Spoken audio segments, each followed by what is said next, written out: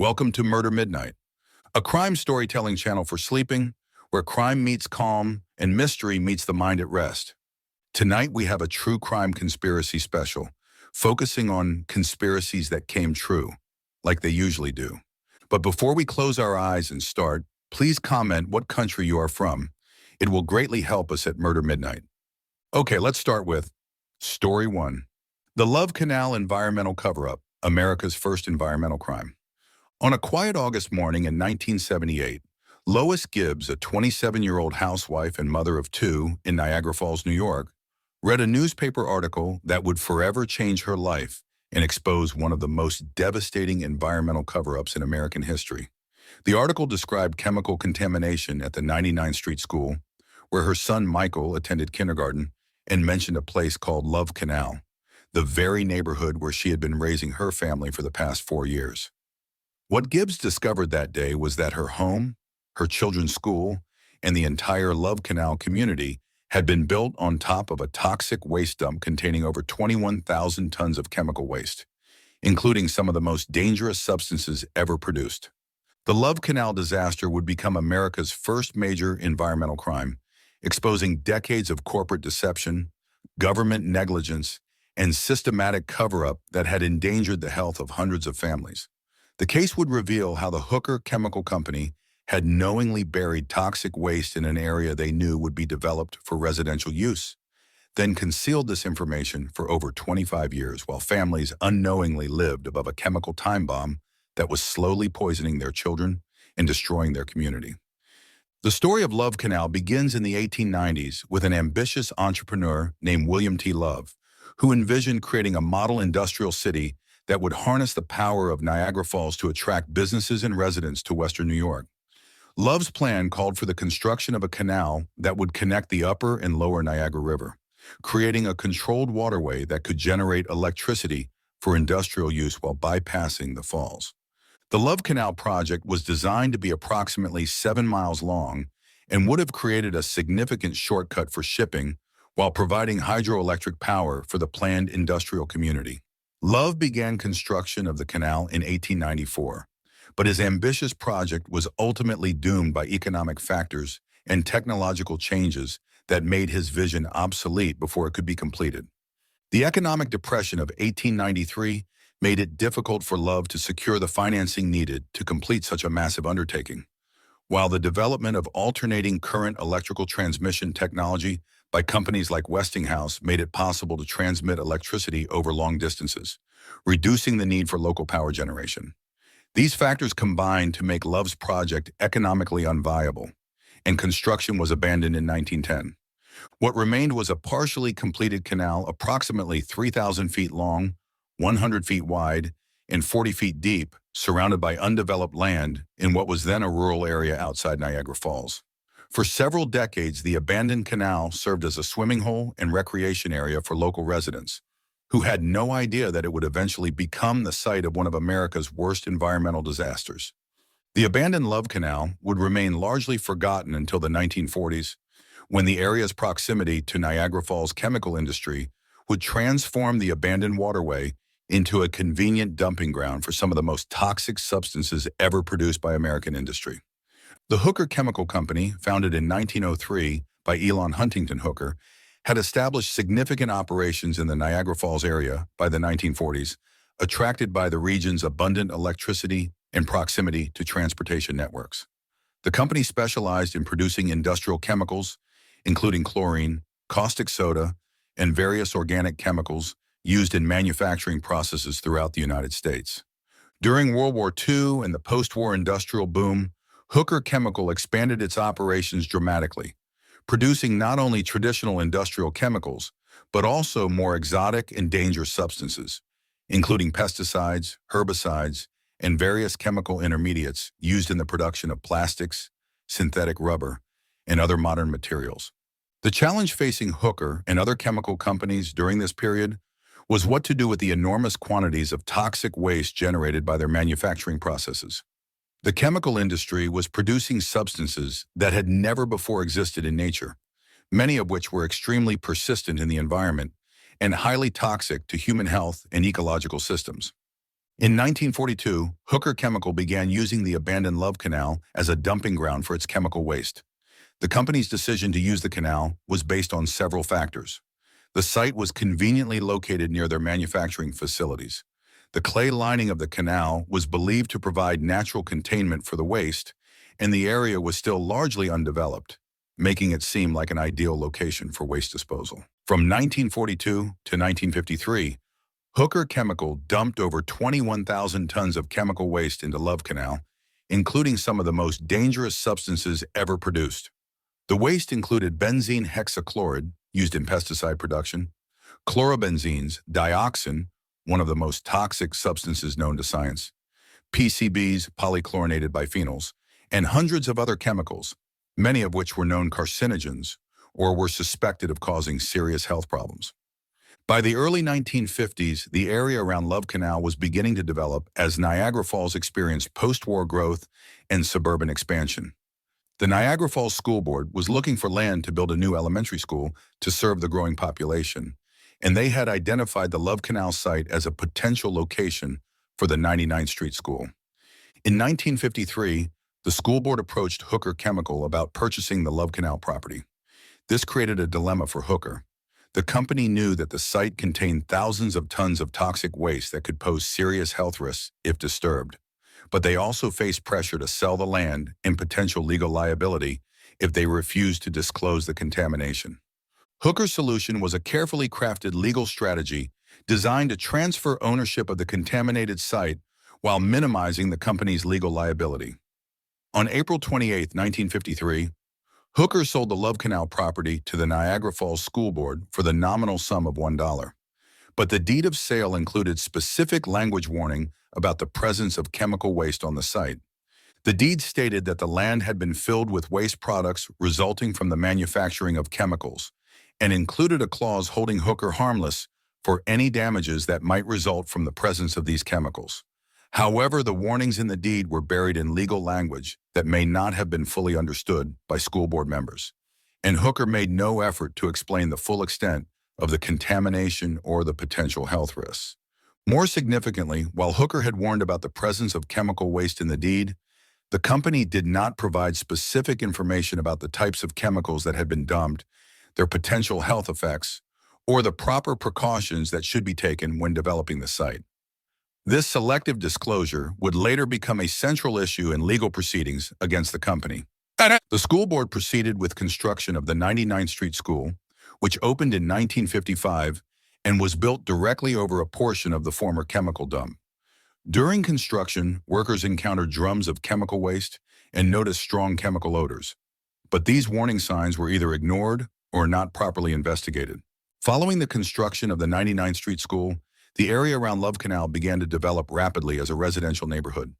The presence of a new school made the area attractive to young families, and developers began building single-family homes throughout the former Love Canal area.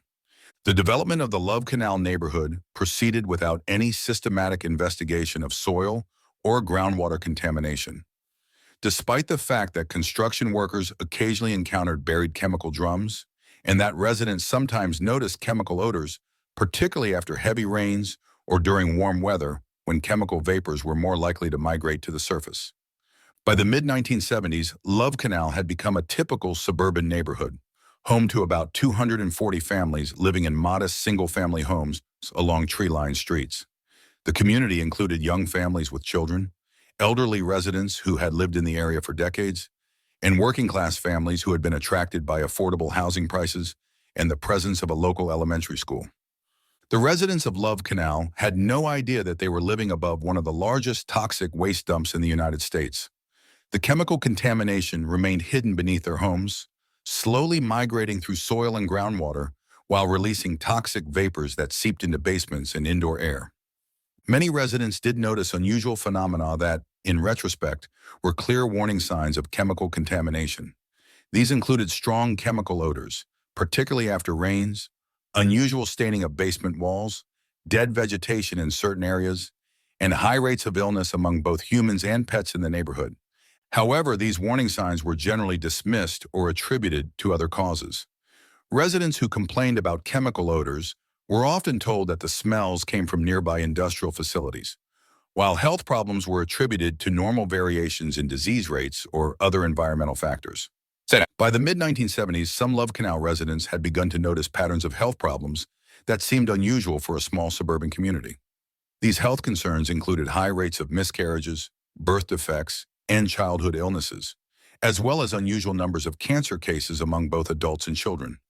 Lois Gibbs, who had moved to Love Canal in 1974, became particularly concerned about her son Michael's health problems, which had begun shortly after he started attending the 99th Street School.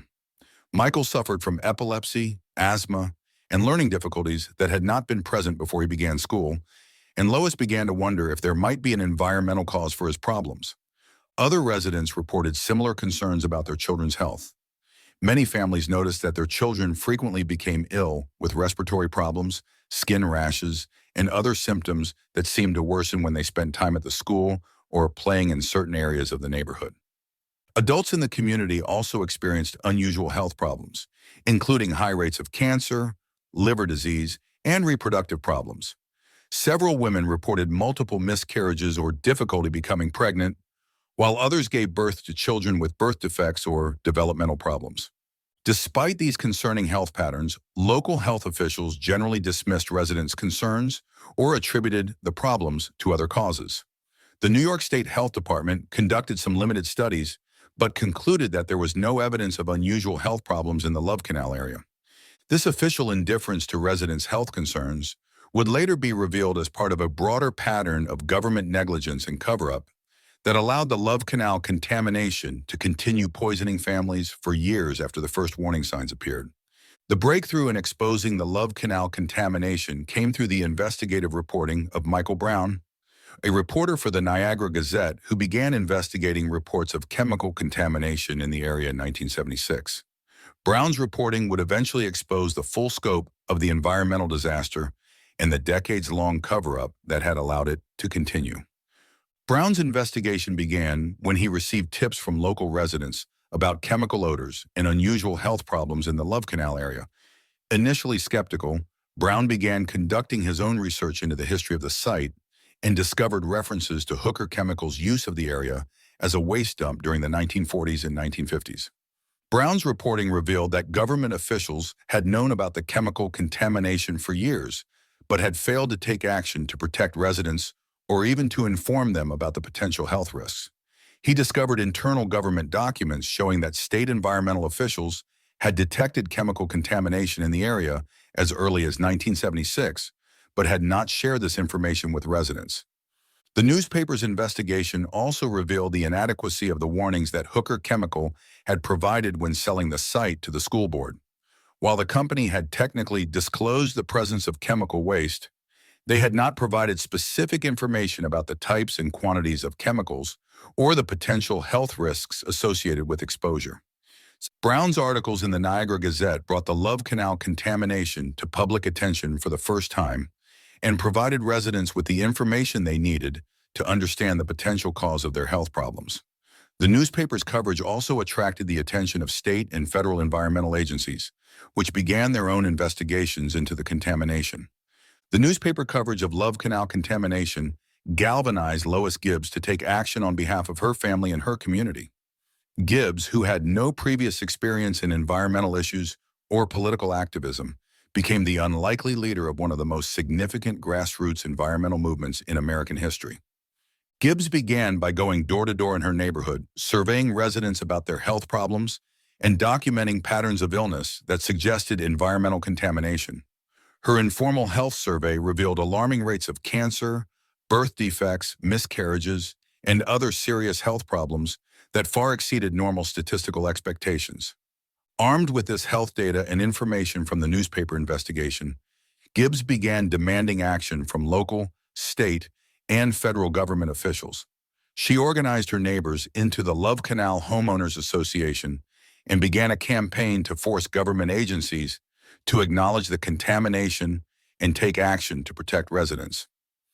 Gibbs and her fellow activists faced enormous challenges in their fight for recognition and remediation. Government officials initially dismissed their concerns, while some local leaders worried that publicizing the contamination would damage the area's economy and property values. The residents also lacked the scientific and legal expertise needed to challenge powerful corporations and government agencies. However, Gibbs and her fellow activists demonstrated remarkable persistence and creativity in their campaign for justice. They organized protests, petition drives, and media events that kept the Love Canal story in the public eye and gradually built political pressure for government action. Perhaps most importantly, the Love Canal activists pioneered new approaches to environmental justice that emphasized the rights of ordinary citizens to live in healthy environments and to have access to information about environmental hazards that might affect their health and safety. Under pressure from media coverage and grassroots activism, the New York State Health Department finally began a comprehensive investigation of the Love Canal contamination in 1978. The investigation, led by Dr. Robert Whalen, the state health commissioner, confirmed what residents and activists had long suspected. The area was severely contaminated with dangerous chemicals that posed serious health risks.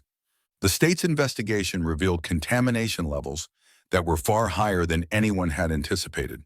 Soil and groundwater samples showed the presence of over 80 different chemicals, including known carcinogens like benzene and dioxin, at concentrations that were hundreds or thousands of times higher than safe levels. Air quality testing revealed that toxic vapors were migrating from the buried waste into the basements and indoor air of homes throughout the neighborhood. These vapors included volatile organic compounds that could cause cancer, birth defects, and other serious health problems with prolonged exposure. The health investigation also confirmed unusual patterns of illness among Love Canal residents. The state found elevated rates of miscarriages, birth defects, and certain types of cancer that were consistent with exposure to the chemicals that had been dumped in the area. On August 2, 1978, Dr. Whalen issued an emergency declaration stating that the Love Canal area posed a great and imminent peril to the health of residents. The declaration recommended that pregnant women and children under the age of 2 be temporarily relocated away from the contaminated area. However, this initial response was widely criticized as inadequate by residents and activists who argued that all families in the contaminated area should be evacuated, not just pregnant women and young children. The limited evacuation recommendation also created enormous anxiety among residents who were told they were at risk but were not provided with assistance to relocate. The inadequacy of the initial state response to Love Canal, combined with continued activism by residents and growing media attention, eventually prompted federal intervention in the crisis. President Jimmy Carter visited the area in 1979 and was shocked by what he saw, leading to increased federal involvement in addressing the contamination. On August 7, 1978, President Carter issued the first federal emergency declaration in U.S. history for a man-made environmental disaster, authorizing the use of federal funds to assist with the Love Canal cleanup and resident relocation. This declaration marked a significant expansion of federal authority to respond to environmental emergencies and established important precedents for future responses to toxic contamination. The Federal Emergency Declaration provided funding for the temporary relocation of families living in the most contaminated areas and for preliminary cleanup activities designed to reduce the immediate health risks to residents. However, the declaration initially covered only the homes closest to the original canal, leaving many families in limbo about whether they would receive assistance. The Environmental Protection Agency, EPA, took the lead in coordinating the federal response to Love Canal, working with state and local agencies to assess the contamination and develop cleanup plans. However, the EPA's response was hampered by limited experience with such large-scale toxic contamination and by legal and technical challenges in determining the best approaches for cleanup and remediation. The federal response to Love Canal also became entangled in broader political debates about environmental regulation and government responsibility for addressing industrial contamination.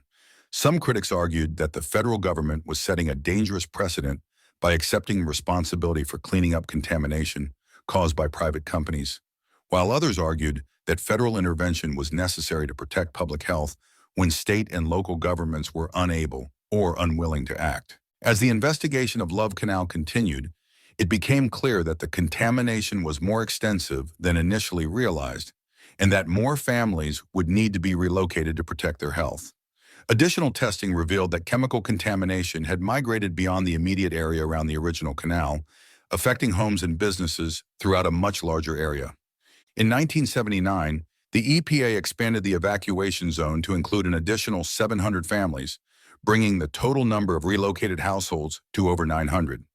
This expansion was based on new evidence of groundwater contamination and chemical migration that had spread the toxic chemicals far beyond the original dump site. The expanded evacuation created enormous logistical and financial challenges for both government agencies and the affected families. Temporary housing had to be found for hundreds of families, while questions arose about compensation for lost property values and the long-term costs of providing alternative housing. The health effects of the contamination also became more apparent as medical studies were conducted on Love Canal residents. These studies found elevated rates of chromosome damage, liver disease, and other health problems that were consistent with exposure to toxic chemicals over extended periods. Perhaps most disturbingly, studies of Love Canal children revealed elevated rates of birth defects, learning disabilities, and other developmental problems that suggested that the contamination had affected an entire generation of children who had grown up in the contaminated environment.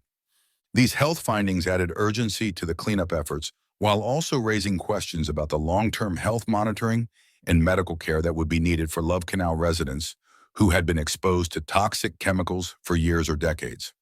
As the full scope of the Love Canal contamination became apparent, attention turned to holding responsible parties accountable for the environmental disaster and the harm it had caused to residents. The primary target of legal action was Hooker Chemical Company, which had been acquired by Occidental Petroleum Corporation in 1968, which had created the contamination by dumping toxic waste in the canal. The legal case against Hooker was complex and involved multiple theories of liability, including negligence, public nuisance, and violations of environmental laws. The central challenge for plaintiffs was proving that Hooker knew or should have known that dumping toxic waste in Love Canal would eventually harm residents, and that the company had failed to take adequate steps to prevent such harm. The case was complicated by the fact that much of the dumping had occurred in the 1940s and 1950s, before modern environmental laws were enacted and before the health effects of many chemicals were fully understood. Hooker's lawyers argued that the company had followed accepted practices for the time and had provided adequate warnings about the presence of chemical waste when selling the property. However, internal Hooker documents that were discovered during the litigation revealed that company officials had been aware of the potential health risks associated with their dumping practices and had known that the Love Canal area would likely be developed for residential use. These documents showed that Hooker had made deliberate decisions to minimize costs and avoid liability, rather than taking steps to protect public health. The litigation also revealed that Hooker had concealed information about the contamination from government officials and residents for decades, allowing families to unknowingly live above the toxic waste dump without any warnings about the potential health risks. In 1995, after years of legal proceedings, Occidental Petroleum agreed to pay $129 million to settle claims related to the Love Canal contamination. While this settlement provided some compensation to affected residents, many argued that it was inadequate given the scope of the harm that had been caused. The Love Canal disaster played a crucial role in the development of federal environmental law and led directly to the creation of the Comprehensive Environmental Response, Compensation, and Liability Act, CERCLA, commonly known as the Superfund Law. This landmark legislation, enacted in 1980, established a comprehensive framework for identifying, investigating, and cleaning up the nation's most contaminated sites. The Superfund Law was designed to address the shortcomings that had been revealed by the Love Canal crisis, including the lack of federal authority to respond to toxic contamination, the difficulty of forcing responsible parties to pay for cleanup costs, and the absence of systematic procedures for identifying and prioritizing contaminated sites. Under the Superfund Law, the EPA was given broad authority to investigate contaminated sites, order responsible parties to conduct cleanups, and use federal funds to finance cleanup activities when responsible parties could not be identified or forced to pay. The law also established strict liability for contamination, meaning that companies could be held responsible for cleanup costs even if their activities had been legal at the time. Love Canal was designated as one of the first Superfund sites when the program was established, and the cleanup efforts there became a model for addressing large-scale toxic contamination at hundreds of other sites across the country. The Love Canal cleanup ultimately cost over $400 million and took more than 20 years to complete. The Superfund program has since identified and begun cleanup activities at over 1,300 of the nation's most contaminated sites, preventing countless cases of illness and death that might have resulted from continued exposure to toxic chemicals. While the program has faced funding challenges and criticism over the pace of cleanup activities, it represents one of the most significant environmental protection achievements in American history. The health effects of Love Canal contamination became the subject of extensive scientific study that continued for decades after the initial discovery of the contamination. These studies were crucial for understanding the health risks associated with exposure to toxic chemicals and for developing approaches to medical monitoring and treatment for affected residents. The most comprehensive health study was conducted by the Centers for Disease Control and Prevention, CDC, which followed Love Canal residents for many years to track the long-term health effects of their exposure to toxic chemicals. This study found elevated rates of certain cancers, reproductive problems, and other health conditions among Love Canal residents compared to unexposed populations. Studies of Love Canal children revealed particularly concerning health effects, including elevated rates of birth defects, learning disabilities, and developmental problems. These findings suggested that children were especially vulnerable to the toxic chemicals and that the effects of exposure could persist throughout their lives. The health studies also revealed the psychological and social impacts of the Love Canal disaster, including high rates of anxiety, depression, and post-traumatic stress among residents who had been forced to leave their homes and who continued to worry about their health and their children's future. However, the health studies were also controversial and faced criticism from various parties who questioned their methodology, conclusions, or policy implications. Some critics argued that the studies failed to prove definitive causal relationships between chemical exposure and health problems, while others argued that the studies underestimated the true scope of health effects. Despite these controversies, the Love Canal health studies provided important scientific evidence about the health risks associated with exposure to toxic chemicals and influenced the development of public health policies for responding to environmental contamination. The Love Canal disaster had devastating effects on the affected community, destroying a neighborhood and displacing hundreds of families from their homes. However, the response to the disaster also led to important advances in environmental justice and community empowerment that influenced environmental policy for decades. The Love Canal Homeowners Association, led by Lois Gibbs, became a model for community organizing around environmental issues and demonstrated that ordinary citizens could successfully challenge powerful corporations and government agencies. The association's tactics, including grassroots organizing, media campaigns, and direct action, were copied by environmental justice groups across the country. The Love Canal case also highlighted the disproportionate impact of environmental hazards on working-class and minority communities, contributing to the development of the environmental justice movement that sought to address these inequities. The case demonstrated that environmental protection was not just about preserving wilderness areas, but also about protecting the health and safety of people in their own communities. After the evacuation and cleanup, some areas of Love Canal were eventually declared safe for redevelopment, and new homes were built in parts of the former contaminated zone. However, many former residents remained skeptical about the safety of the area and chose not to return, while others were unable to afford new homes elsewhere. The redevelopment of Love Canal became a test case for whether heavily contaminated areas could be successfully cleaned up and returned to productive use. While the cleanup was technically successful in reducing contamination to acceptable levels, the area's history continued to affect property values and residents' perceptions of safety. Lois Gibbs's transformation from suburban housewife to environmental activist became one of the most inspiring stories of the Love Canal disaster and demonstrated the power of ordinary citizens to create extraordinary change. Gibbs's activism at Love Canal launched a career in environmental advocacy that continues to this day. After the Love Canal crisis, Gibbs founded the Citizens Clearinghouse for Hazardous Waste, later renamed the Center for Health, Environment, and Justice, which provides technical assistance and organizing support to communities facing environmental contamination. The organization has helped thousands of communities across the country address environmental hazards and fight for environmental justice. Gibbs's approach to environmental activism emphasized the importance of empowering ordinary citizens with the knowledge and tools they need to protect their own communities. She developed training programs, technical resources, and organizing strategies that enabled local groups to effectively challenge environmental hazards and hold responsible parties accountable. The Love Canal case also made Gibbs a national figure in the environmental movement and a sought-after speaker on environmental justice issues. Her story demonstrated that environmental protection was not just the responsibility of experts and government officials, but required the active participation of affected communities. Gibbs' legacy extends beyond her specific accomplishments at Love Canal to encompass broader changes in how environmental issues are understood and addressed.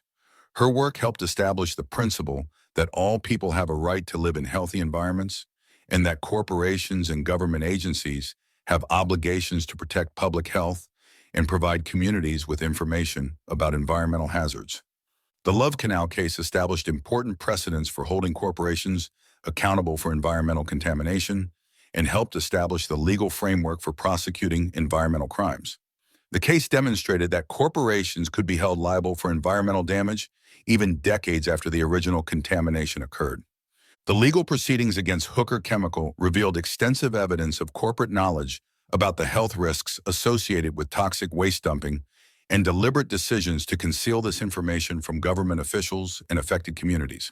This evidence supported arguments that environmental contamination should be treated as a criminal matter rather than simply a regulatory or civil issue. The case also highlighted the inadequacy of existing legal remedies for environmental harm and the need for stronger laws and enforcement mechanisms to deter corporate environmental misconduct. The cleanup costs and damage awards associated with Love Canal demonstrated that environmental crimes could have enormous financial consequences for responsible parties. However, critics argued that the legal response to Love Canal was inadequate and that no individual corporate officials were held personally accountable for decisions that had endangered public health. The case raised questions about whether civil and regulatory penalties were sufficient to deter environmental crimes or whether criminal prosecutions of corporate executives were necessary.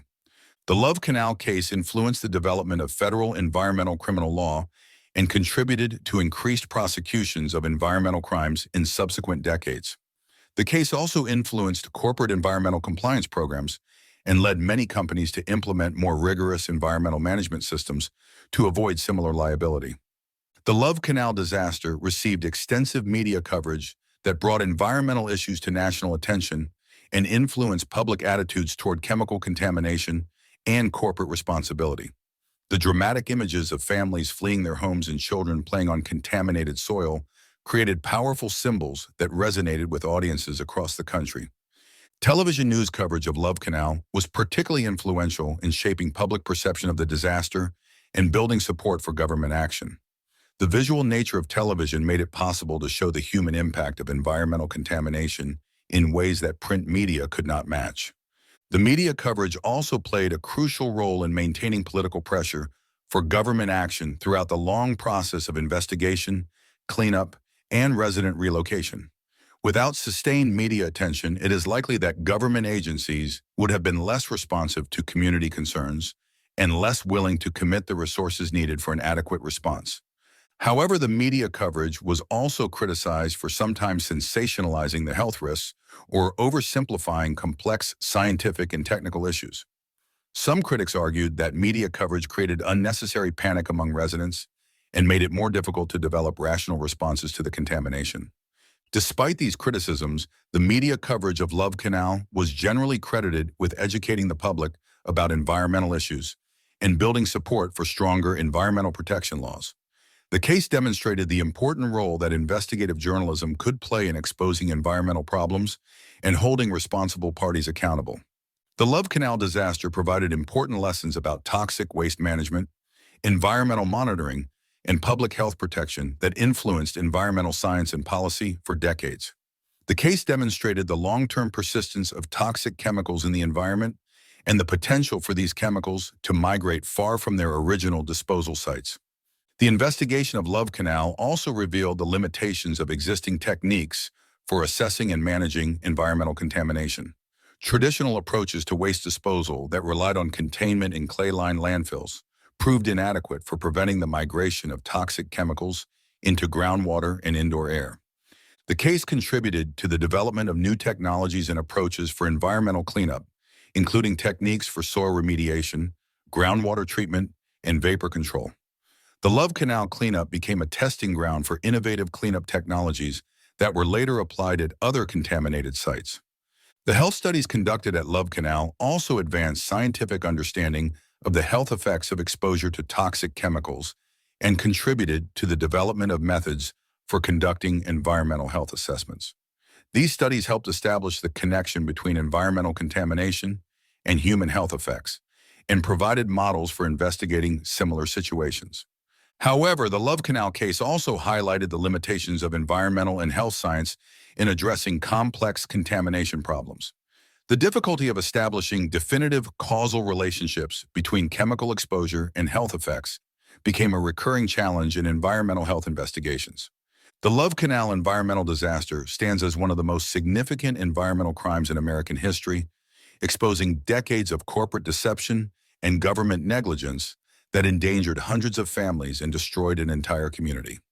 The case revealed how the Hooker Chemical Company had knowingly buried toxic waste in an area designated for residential development, then concealed this information for over 25 years, while families unknowingly lived above a chemical time bomb.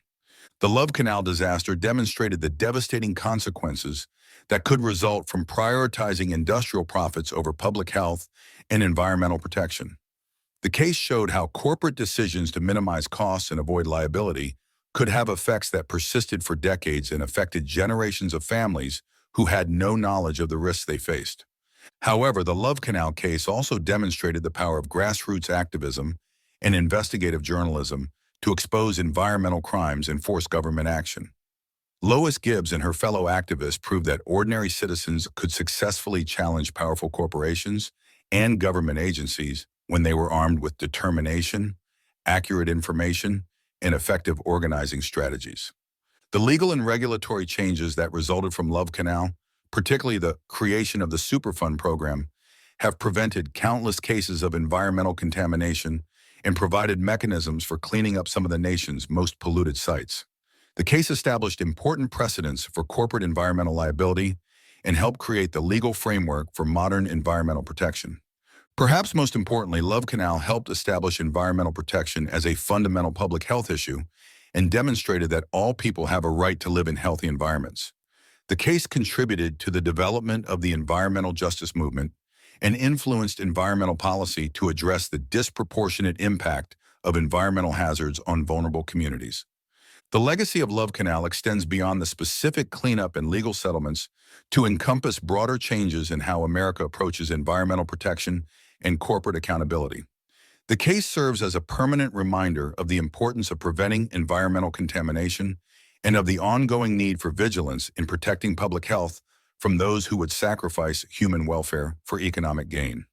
Today, the former Love Canal area has been largely cleaned up and redeveloped, but the lessons of the disaster continue to influence environmental policy and community activism throughout the United States. The case remains a powerful symbol of both the potential for environmental crime and the possibility of achieving environmental justice through determined citizen action and appropriate government response. The families who lived at Love Canal paid an enormous price for America's environmental awakening, suffering health problems and displacement that affected their lives permanently. However, their courage in speaking out about the contamination and fighting for justice helped create environmental protections that have benefited millions of Americans and established principles of environmental protection that continue to guide policy today. Story 2. The Electrical Equipment Conspiracy.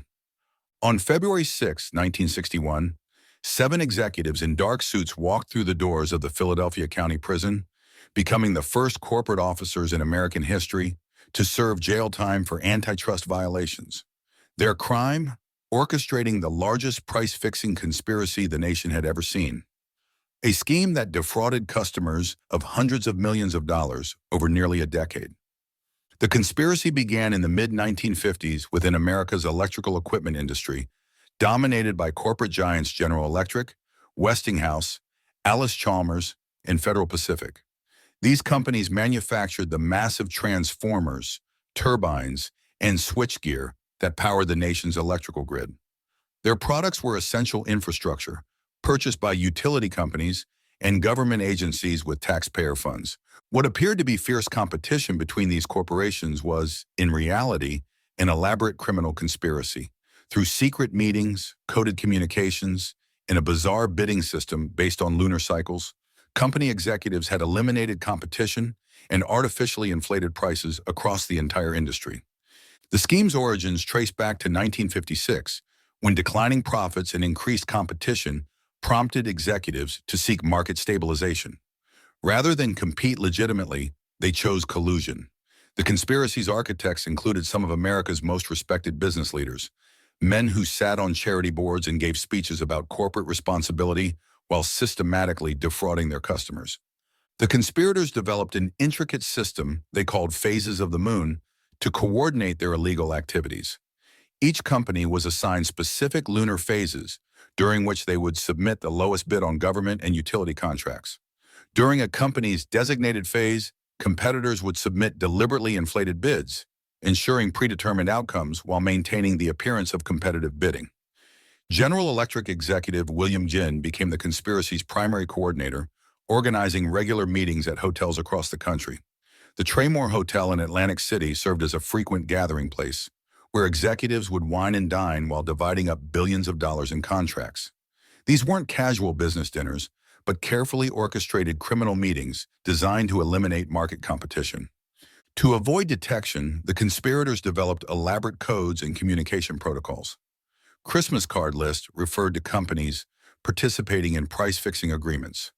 Light of the moon indicated bidding schedules. Phone calls between competitors were disguised as social conversations or routed through intermediaries to maintain plausible deniability. The conspiracy's sophistication was matched by its scope. Price-fixing agreements covered virtually every category of electrical equipment, from massive power plant generators costing millions of dollars to simple insulators worth hundreds. No contract was too small or too large for the conspirators' attention. Robert Paxton, a General Electric vice president, exemplified the conspiracy's leadership. Publicly, he advocated for free market competition and corporate ethics.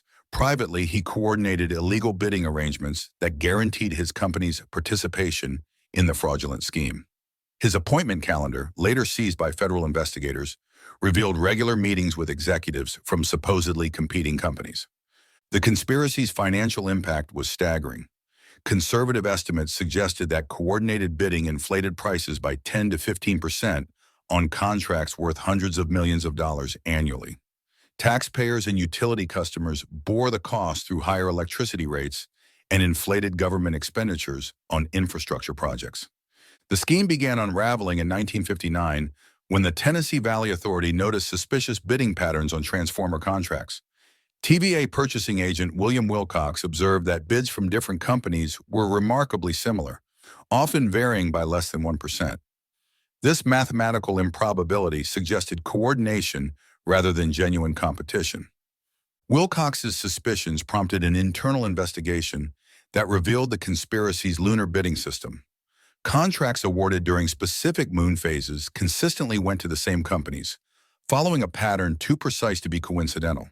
The discovery provided crucial evidence of systematic price fixing. Federal investigators, led by Assistant Attorney General Robert Bix, launched a comprehensive antitrust investigation in early 1960.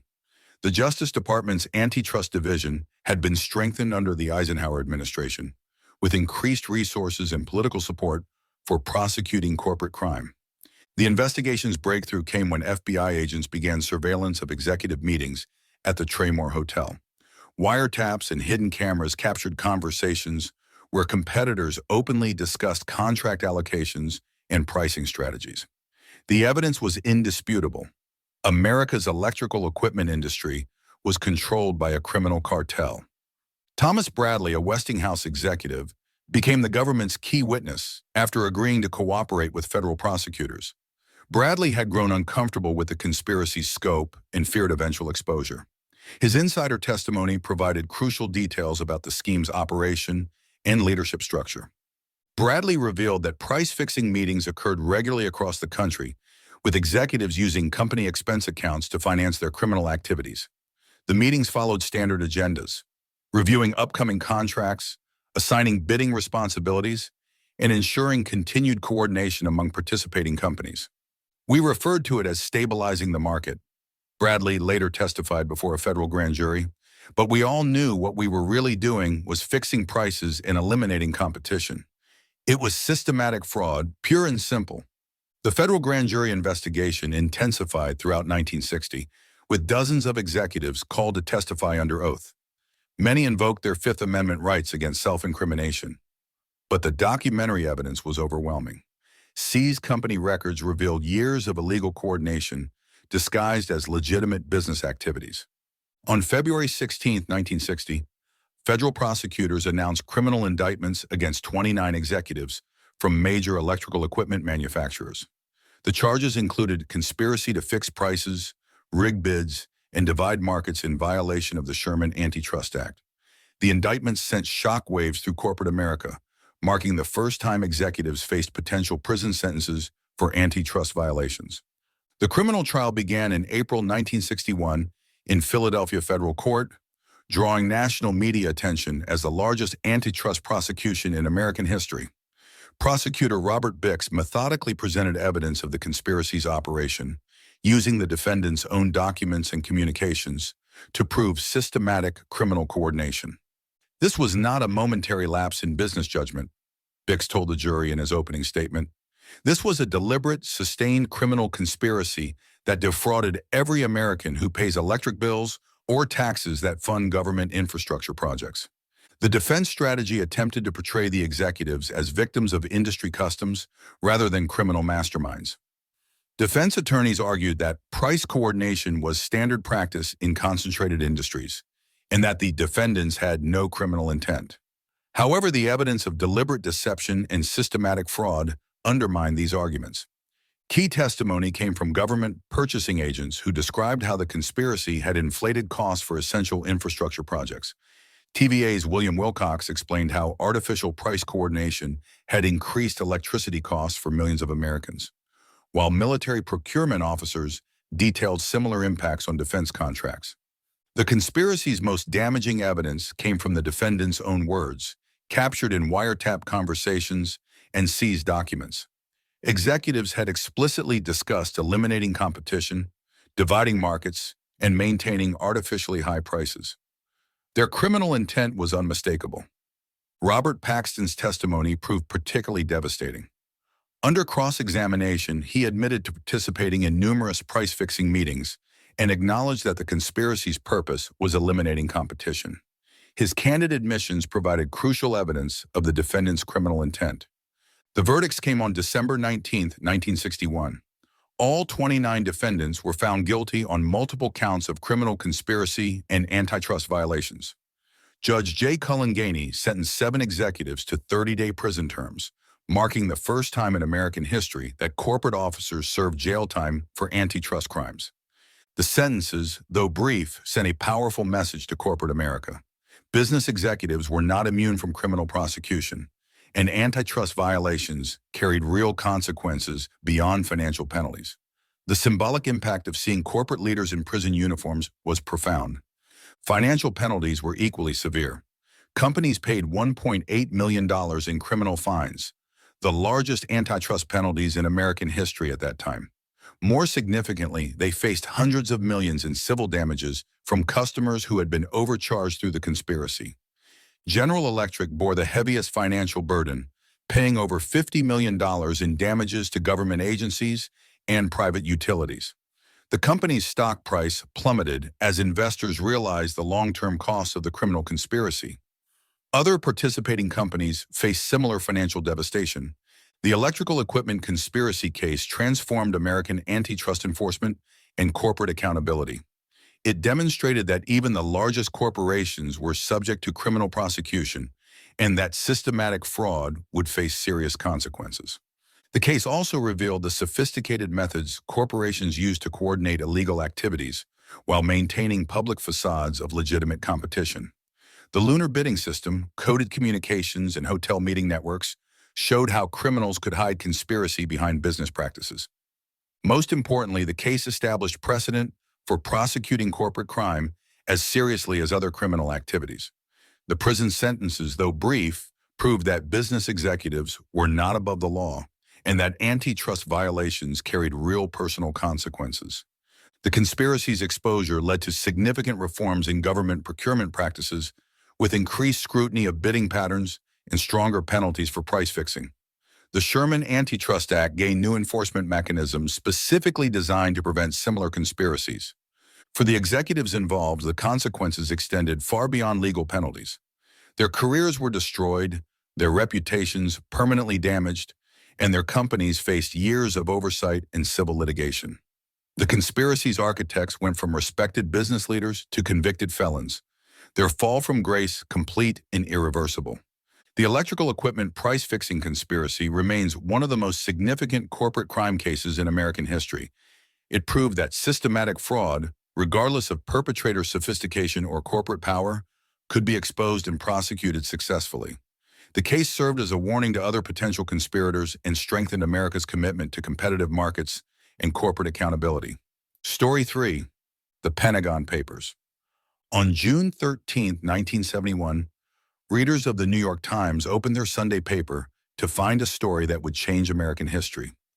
Under the headline, Vietnam Archive, Pentagon Study, traces 3 decades of growing U.S. involvement, reporter Neil Sheehan revealed the existence of a classified government study that exposed decades of deception about the Vietnam War.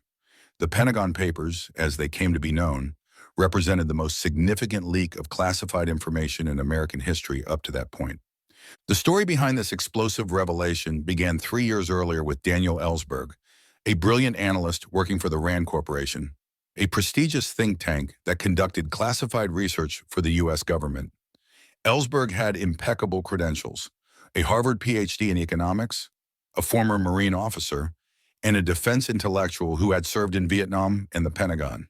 He was exactly the kind of person the government trusted with its most sensitive secrets. In 1967, Secretary of Defense Robert McNamara commissioned a comprehensive study of America's involvement in Vietnam from 1945 to 1967. The project, officially titled Report of the Office of the Secretary of Defense Vietnam Task Force, was designed to create an authoritative historical record of U.S. decision-making regarding Vietnam. McNamara wanted to understand how America had become so deeply entangled in Southeast Asia. The study was classified at the highest levels and involved dozens of analysts, historians, and government officials. They were given unprecedented access to classified cables, memoranda, military reports, and internal communications spanning 3 decades. The resulting document was massive: 7,000 pages of analysis and 4,000 pages of supporting documents, bound in 47 volumes. Daniel Ellsberg was one of the study's contributors, bringing his extensive knowledge of Vietnam policy to the project. As he worked on the study, reading through classified documents and internal communications, Ellsberg began to realize the enormous gap between what the government was telling the American people and what officials knew privately. The Pentagon Papers revealed that the U.S. government had systematically misled the public about Vietnam for decades. Presidents Truman, Eisenhower, Kennedy, and Johnson had all made critical decisions about Vietnam while publicly maintaining different positions. The study showed that the war had been escalated through a series of secret decisions that were never honestly explained to Congress or the American people. The documents revealed that the Johnson administration had planned for escalation in Vietnam, even while campaigning on a platform of restraint during the 1964 presidential election. Johnson publicly promised not to send American boys to fight in Asia, while privately preparing for exactly that outcome. The Gulf of Tonkin incident, used to justify expanded military involvement, was portrayed quite differently in classified communications than in public statements.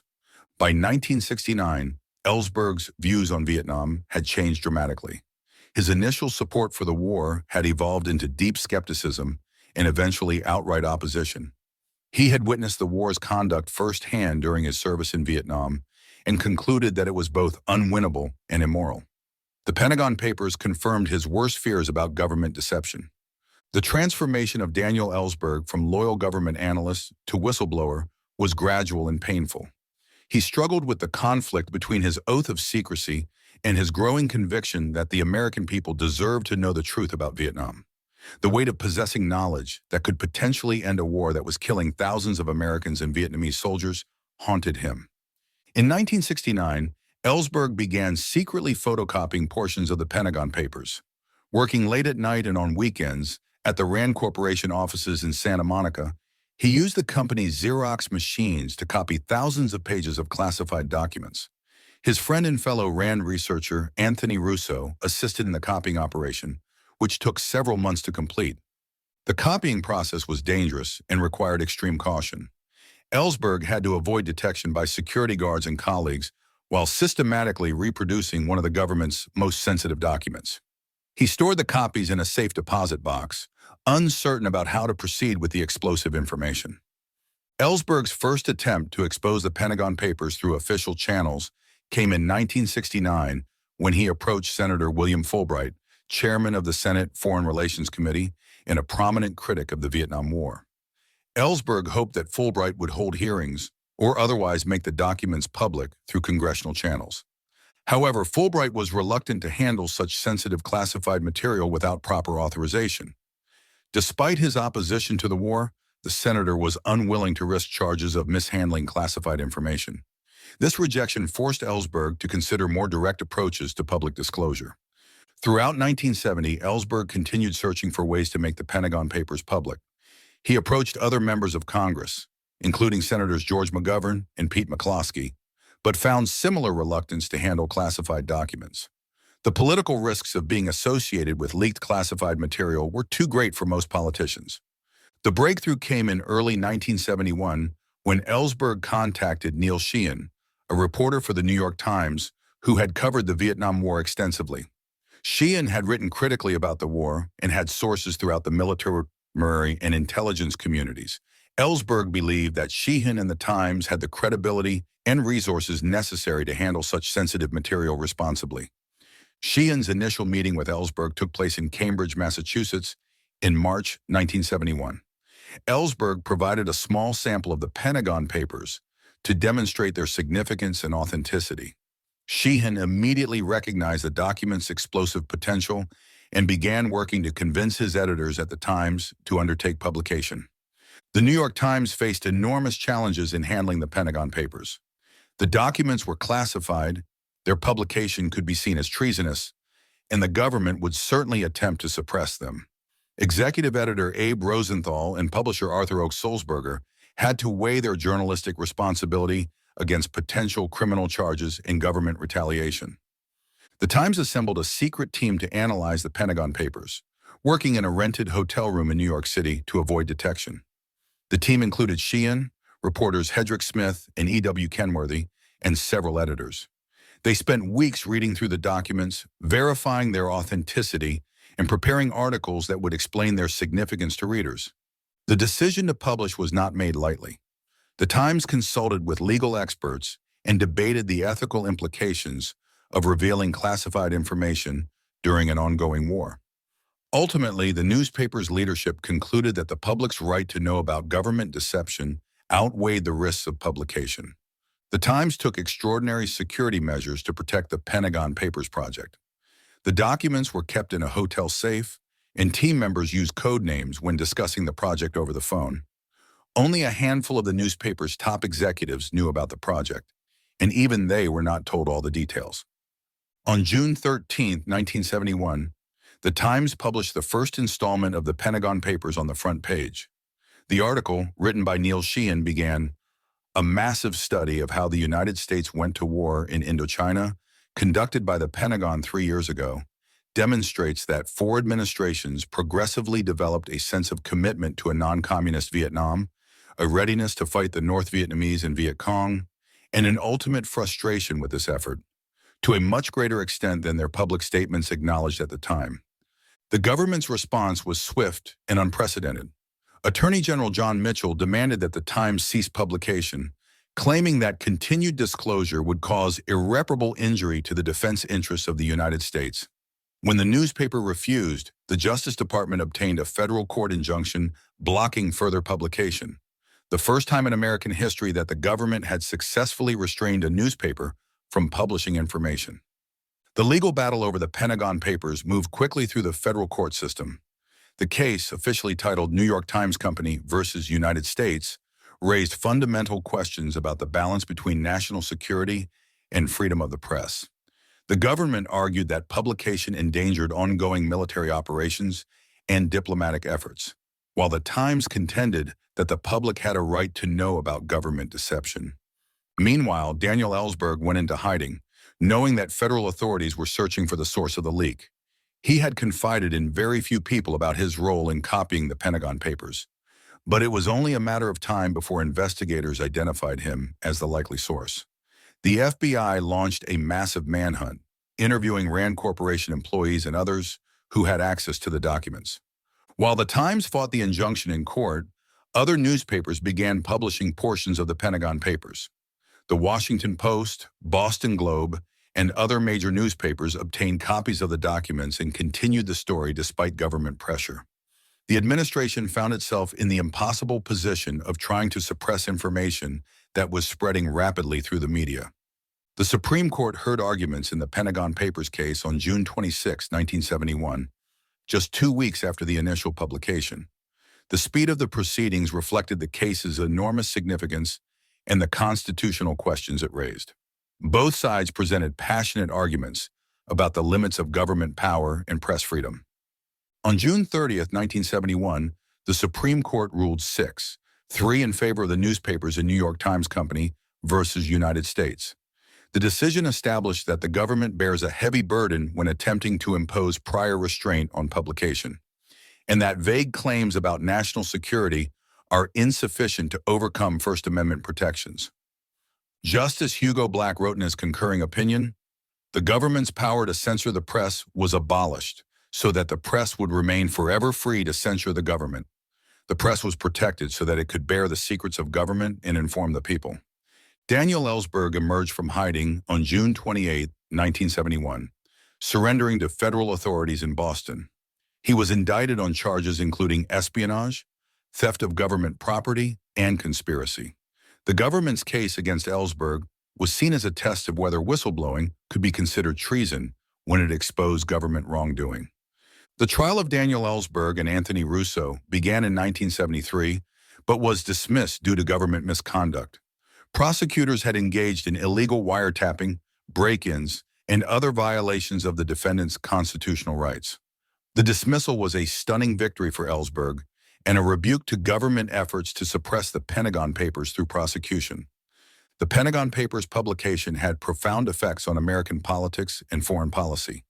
The documents confirmed many Americans' suspicions that the government had been dishonest about Vietnam, contributing to the erosion of public trust in government that characterized the 1970s. The papers showed that the war's escalation had been based on deception rather than honest assessment of American interests. The revelations also influenced ongoing Vietnam policy debates. The papers demonstrated that previous administrations had ignored intelligence assessments that questioned the war's viability, suggesting that continued escalation was unlikely to succeed. This historical evidence strengthened congressional efforts to limit executive power over military operations. For journalism, the Pentagon Papers case established important precedents about the press's role in exposing government secrecy. The Supreme Court's decision strengthened constitutional protections for investigative reporting and confirmed that national security claims could not automatically override First Amendment rights. The case also highlighted the role of whistleblowers in democratic society. Daniel Ellsberg became a symbol of principled resistance to government wrongdoing, inspiring future whistleblowers who would expose government misconduct. His willingness to risk prison to inform the public established a model for others facing similar moral dilemmas. The Pentagon Papers revealed the institutional patterns of deception that characterized American foreign policy during the Cold War. The documents showed how classified information could be used to hide policy failures and prevent democratic accountability. This lesson would prove relevant to future controversies involving government secrecy and public disclosure. The personal cost to Daniel Ellsberg was significant, but ultimately manageable. His career as a government analyst ended, and he faced years of legal uncertainty before the charges were dismissed. However, he became a respected anti-war activist and continued advocating for government transparency and nuclear disarmament. Neil Sheehan and the New York Times won the Pulitzer Prize for Public Service in 1972 for their publication of the Pentagon Papers. The award recognized the newspaper's courage in publishing classified information despite government pressure and legal threats.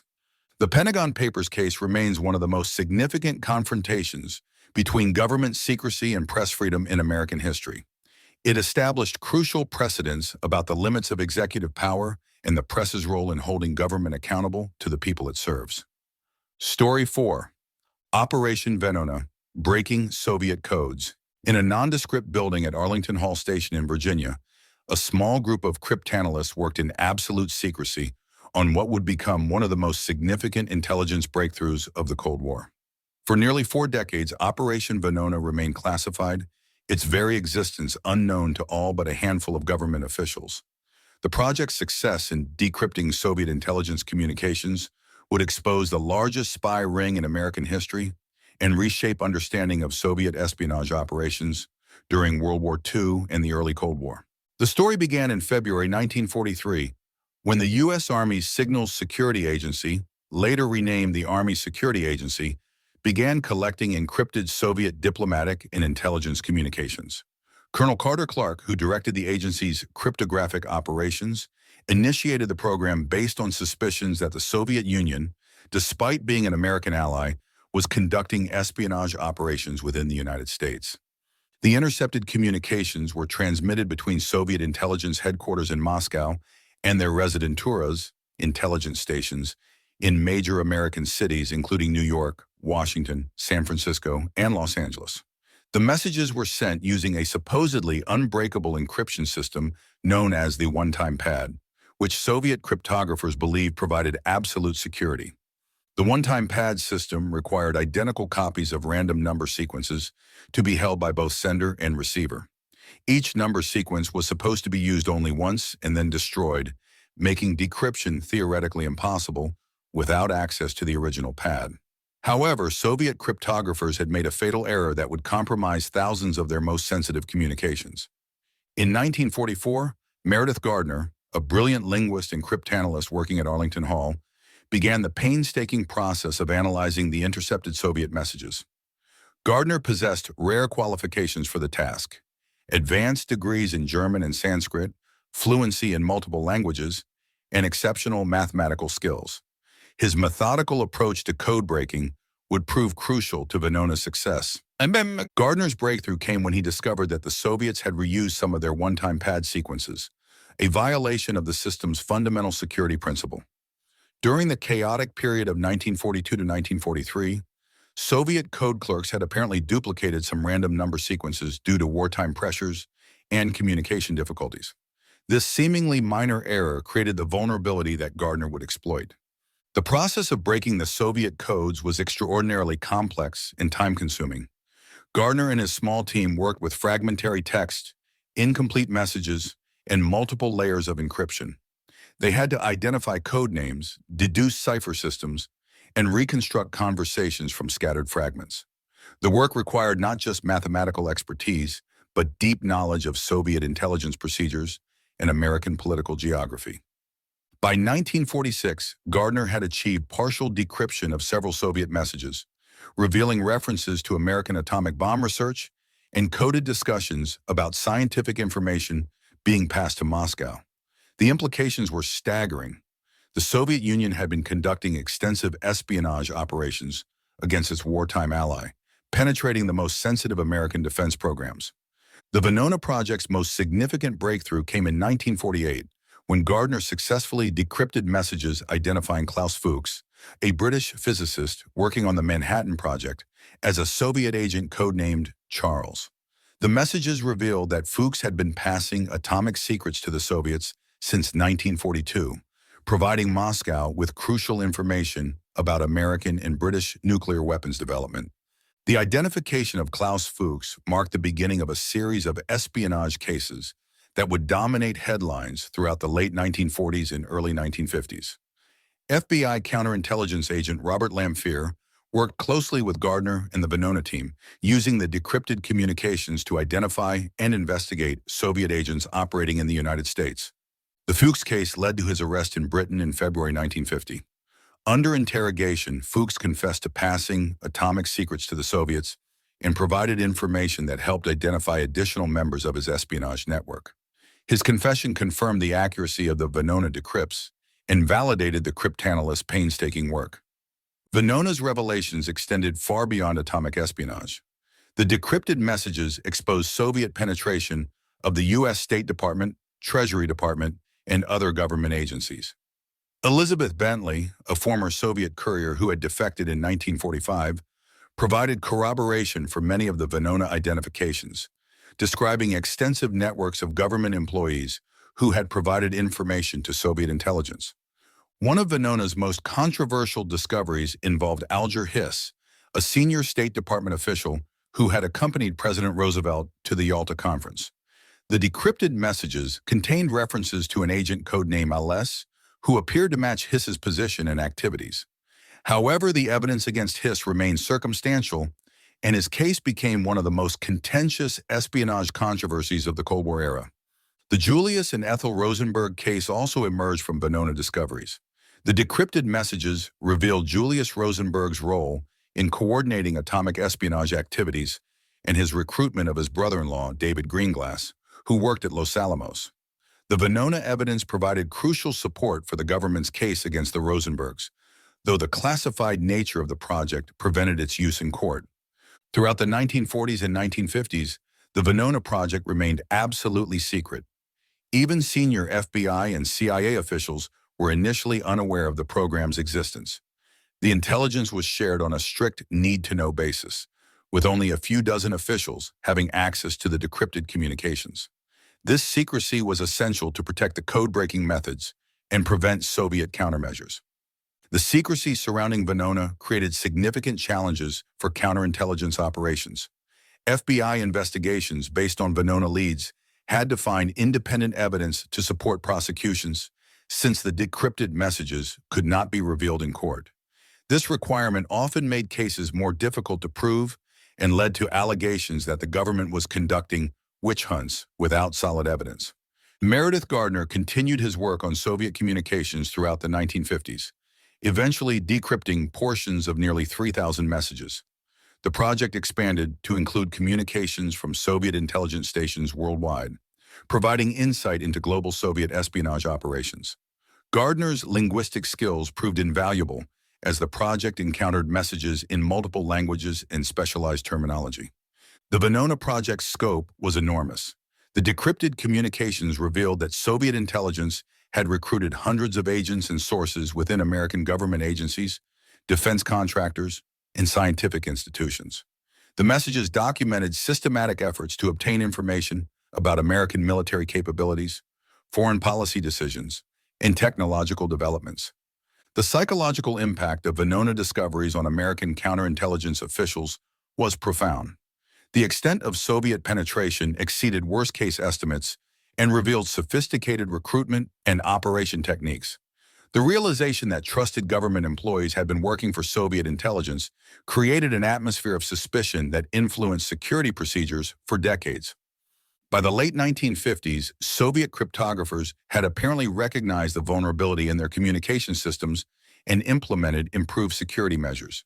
New messages became increasingly difficult to decrypt, and the flow of useful intelligence from Venona gradually diminished. The project's most productive period had ended, but its revelations continued to influence counterintelligence operations. The end of Venona's effectiveness coincided with broader changes in intelligence technology and procedures. The development of more sophisticated encryption systems and improved security protocols made communications interception more difficult. The focus of American intelligence operations shifted toward other collection methods and targets. Throughout the 1960s and 1970s, Venona remained classified while its discoveries influenced academic and popular understanding of Soviet espionage. Historians and journalists speculated about the sources of information that had led to various espionage prosecutions, unaware that much of the evidence came from decrypted Soviet communications. The first public acknowledgement of Venona came in 1995 when the National Security Agency began declassifying portions of the project's files. The release of Venona materials provided definitive evidence for many long-disputed espionage cases and revealed the true scope of Soviet intelligence operations in the United States. The declassified Venona messages confirmed that Soviet espionage in the United States had been far more extensive than previously known. The communications documented recruitment efforts targeting American citizens with access to sensitive information, systematic collection of intelligence on American military and political activities, and coordination between Soviet intelligence services and American communist organizations.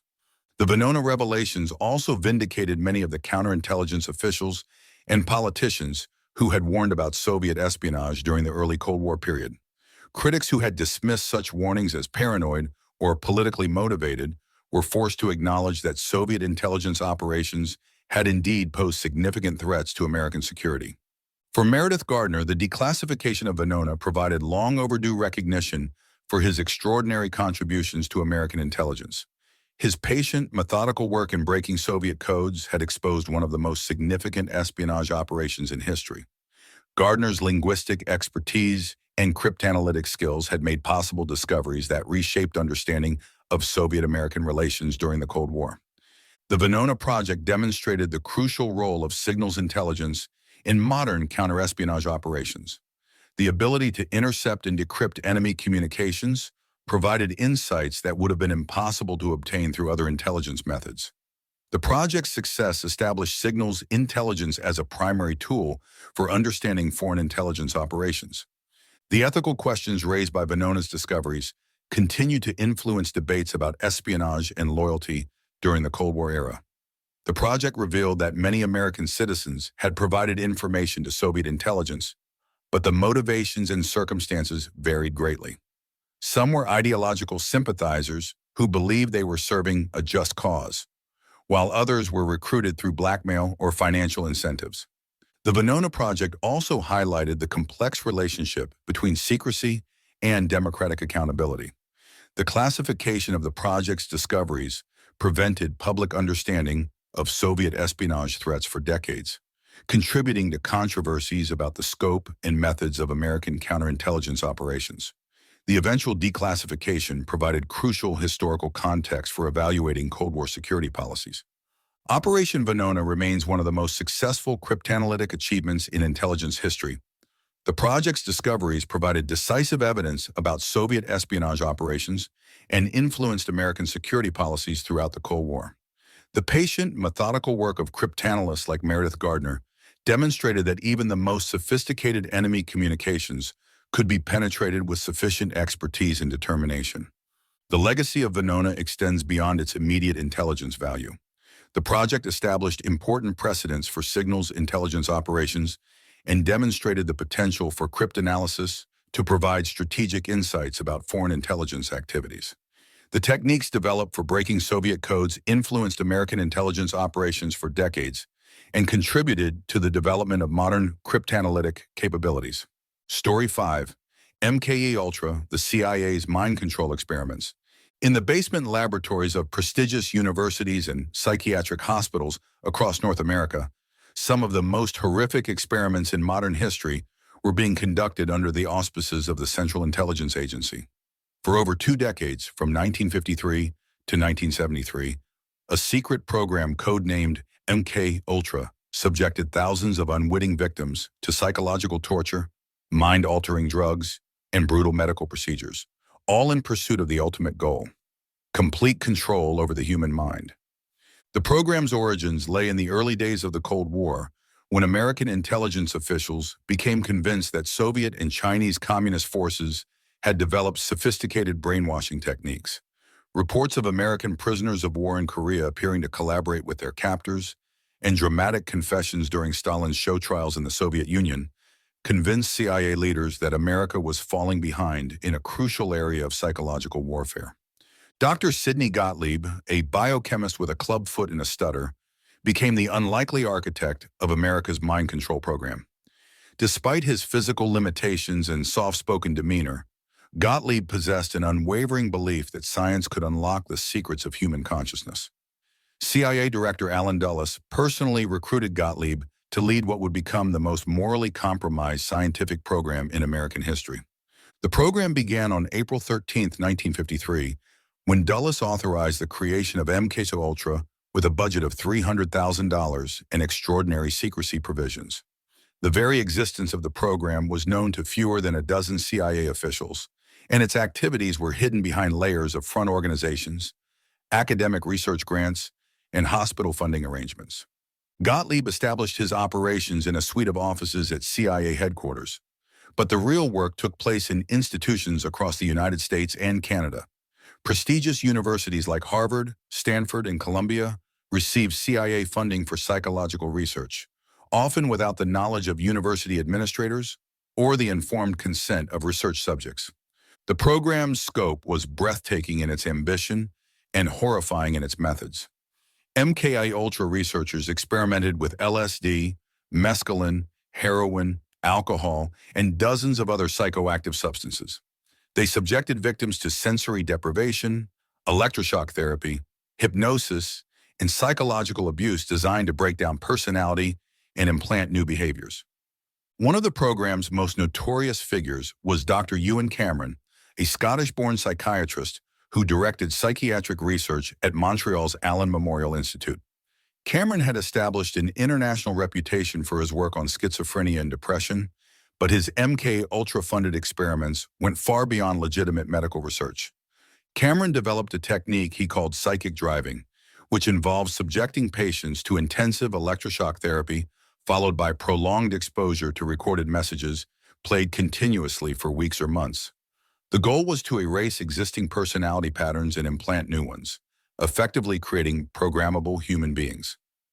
Linda MacDonald, a young mother from Vancouver, became one of Cameron's victims in 1963. She had sought treatment for mild postpartum depression, but was subjected to months of psychic driving that destroyed her memory and personality. When she was finally released, MacDonald could not recognize her husband or children and had to relearn basic functions like reading and writing. "They erased me," MacDonald later testified before a congressional committee. "I lost everything, my memories, my identity, my ability to function as a human being. They turned me into a blank slate, and then they just sent me home to figure out how to live again." Cameron's experiments were supported by CIA funding channeled through a front organization called the Society for the Investigation of Human Ecology. The arrangement allowed the CIA to sponsor research that would have been impossible to conduct through official government channels, while providing Cameron with resources to pursue his most extreme experimental protocols. The LSD experiments formed the core of MK-Ultra's research program. Gottlieb and his team administered the powerful hallucinogen to thousands of subjects, often without their knowledge or consent. CIA operatives slipped LSD into drinks at parties, conferences, and restaurants, then observed the effects on unsuspecting victims. Frank Olson, a CIA biochemist working on biological weapons research, became one of the program's most tragic casualties. In November 1953, Gottlieb secretly dosed Olson with LSD during a retreat at a Maryland cabin. Olson experienced a severe psychological breakdown and was found dead 9 days later, having fallen from a hotel window in New York City. For decades, the CIA claimed that Olson had committed suicide while suffering from work-related stress. However, later investigations revealed that Gottlieb had administered the LSD without Olson's knowledge, and that CIA officials had shown callous indifference to his deteriorating mental state. The Olson family's decades-long struggle for truth and accountability became a symbol of MK-Ultra's human cost. The program expanded throughout the 1950s and 1960s, encompassing 149 separate projects conducted at 80 institutions. Universities, hospitals, prisons, and psychiatric facilities across North America participated in MK-Ultra research, often without understanding the true nature of the experiments they were conducting. At the Federal Medical Center in Lexington, Kentucky, Dr. Harris Isbell conducted LSD experiments on African-American prisoners addicted to heroin. The prisoners, who were mostly serving time for drug offenses, were given LSD for weeks or months at a time in exchange for access to their preferred drugs. Many subjects experienced permanent psychological damage from prolonged exposure to hallucinogens. Isbell's experiments exemplified the racist and exploitative aspects of MK Ultra research. Prisoners, mental patients, minorities, and other vulnerable populations were specifically targeted because they were unlikely to complain about abuse or receive serious attention if they did. The program's researchers showed systematic disregard for basic human rights and medical ethics. The search for truth serums led MK Ultra researchers to experiment with countless chemical compounds and psychological techniques. They tested everything from marijuana and alcohol to exotic drugs obtained from plants and animals around the world. The goal was to find substances that would make subjects unable to lie or resist interrogation. None of these experiments produced the reliable mind control techniques that Gottlieb and his colleagues sought. Despite millions of dollars in funding and thousands of test subjects, MK Ultra failed to develop effective brainwashing methods or truth serums.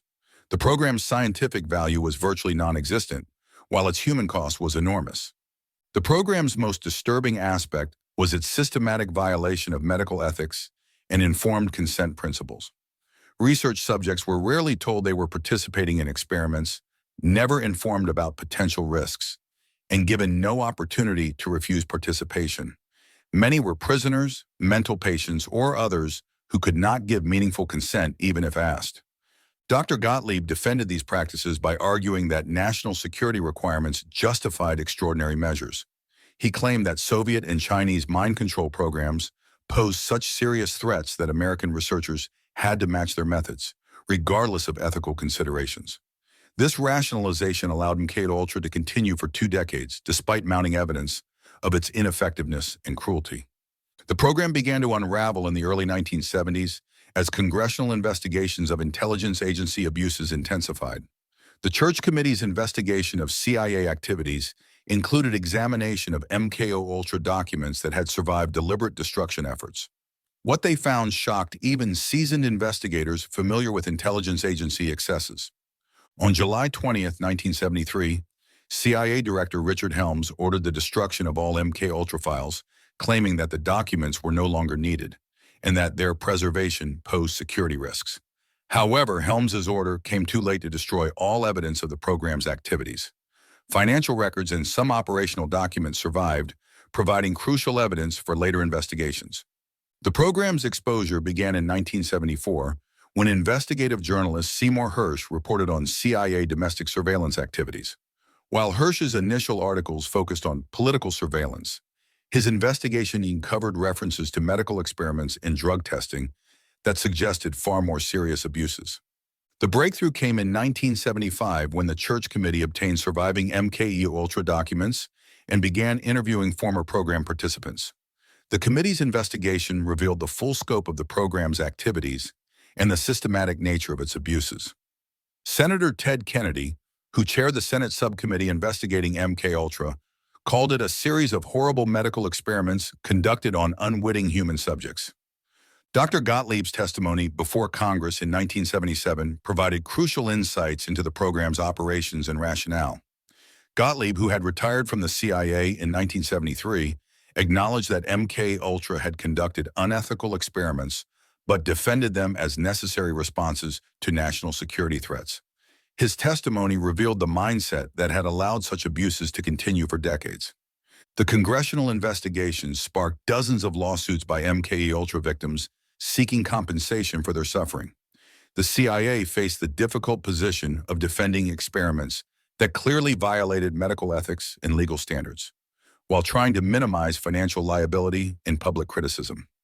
Linda McDonald and other Canadian victims filed a class action lawsuit against the CIA, demanding compensation for the psychiatric abuse they had suffered at the Allen Memorial Institute. The legal proceedings revealed additional details about Cameron's experiments and the CIA's funding arrangements with Canadian institutions. The U.S. government eventually paid settlements to some MK Ultra victims, though many others received no compensation despite documented evidence of abuse. The CIA admitted that the program had violated ethical standards, but argued that legal immunity provisions protected the agency from most damage claims. The MK Ultra revelations had profound effects on medical research ethics and human experimentation standards. The program's abuses contributed to the development of stronger informed consent requirements, institutional review boards, and federal regulations governing human subjects research. The Nuremberg Code, established after World War II to prevent Nazi-style medical experiments, had apparently been insufficient to prevent American researchers from conducting their own unethical experiments on unwitting subjects. The MK-Ultra scandal led to more robust enforcement mechanisms and clearer ethical guidelines for government-sponsored research. For the victims of MK-Ultra experiments, the program's exposure brought recognition of their suffering, but often little practical relief. Many subjects experienced permanent psychological damage, broken families, and destroyed careers as a result of their unwitting participation in CIA experiments. The program's legacy continues to influence debates about medical research ethics, government accountability, and the limits of national security justifications for human rights violations. MK-Ultra stands as one of the most shameful episodes in American intelligence history, demonstrating how easily ethical boundaries can be crossed when secrecy eliminates accountability. Dr. Sidney Gottlieb died in 1999 without ever expressing remorse for his role in MK-Ultra. He maintained until the end that the program had been necessary to protect American interests during the Cold War, and that its methods were justified by the threats the nation faced from communist enemies. The full extent of MK-Ultra's damage may never be known, as the destruction of program files eliminated much of the documentary evidence. However, the surviving records and victim testimony provide sufficient evidence to understand the program's basic operations and enormous human cost. MK-Ultra represents one of the darkest chapters in the history of American intelligence operations, a systematic program of human experimentation that violated every principle of medical ethics and human dignity. The program's failure to achieve its scientific goals makes its human cost even more tragic, as thousands of victims suffered for experiments that contributed nothing to legitimate knowledge or national security. Story 6, Operation Chaos, the CIA's domestic spying program. In the sterile corridors of CIA headquarters in Langley, Virginia, a small group of intelligence officers worked on what would become one of the most controversial domestic surveillance programs in American history. Operation Chaos, launched in August 1967, represented a dramatic expansion of CIA activities into areas explicitly forbidden by the agency's founding charter. For 7 years, this secret program spied on American citizens, infiltrated domestic political organizations, and compiled dossiers on thousands of anti-war activists, all in violation of laws designed to prevent the CIA from operating within the United States. The program began during one of the most turbulent periods in American history.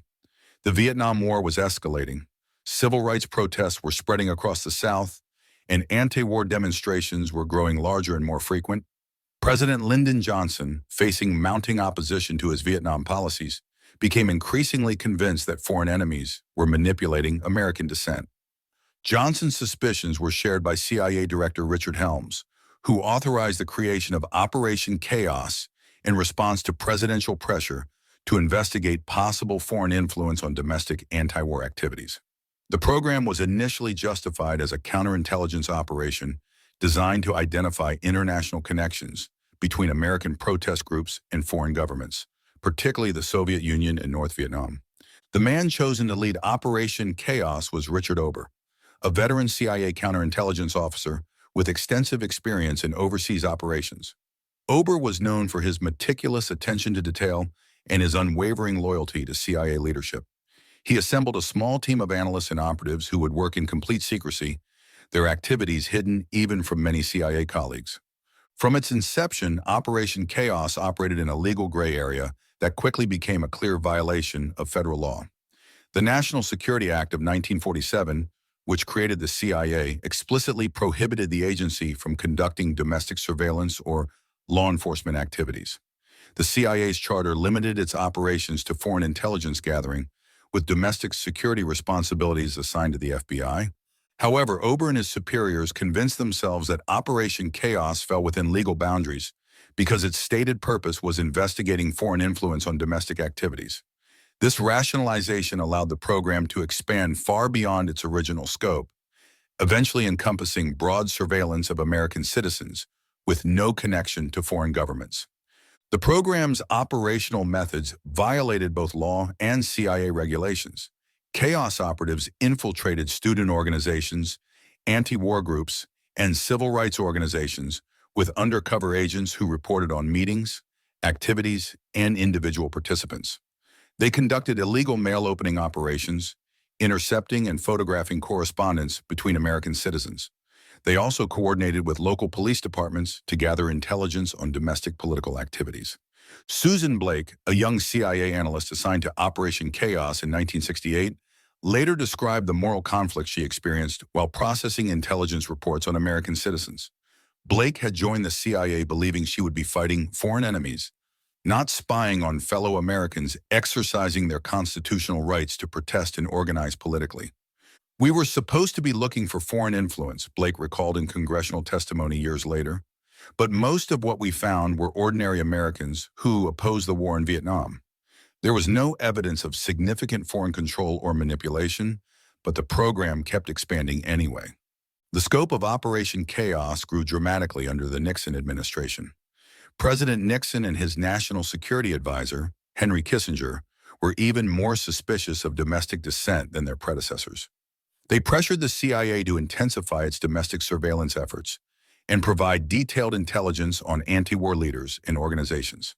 James Angleton, the CIA's chief of counterintelligence, became one of Operation Chaos's most enthusiastic supporters. Angleton was notorious for his paranoid worldview and his belief that Soviet intelligence had penetrated American institutions at every level. He viewed domestic anti-war activities as part of a broader Soviet conspiracy to undermine American society from within. Under Angleton's influence, Operation Chaos expanded its surveillance to include virtually any American citizen who participated in anti-war activities or expressed opposition to government policies.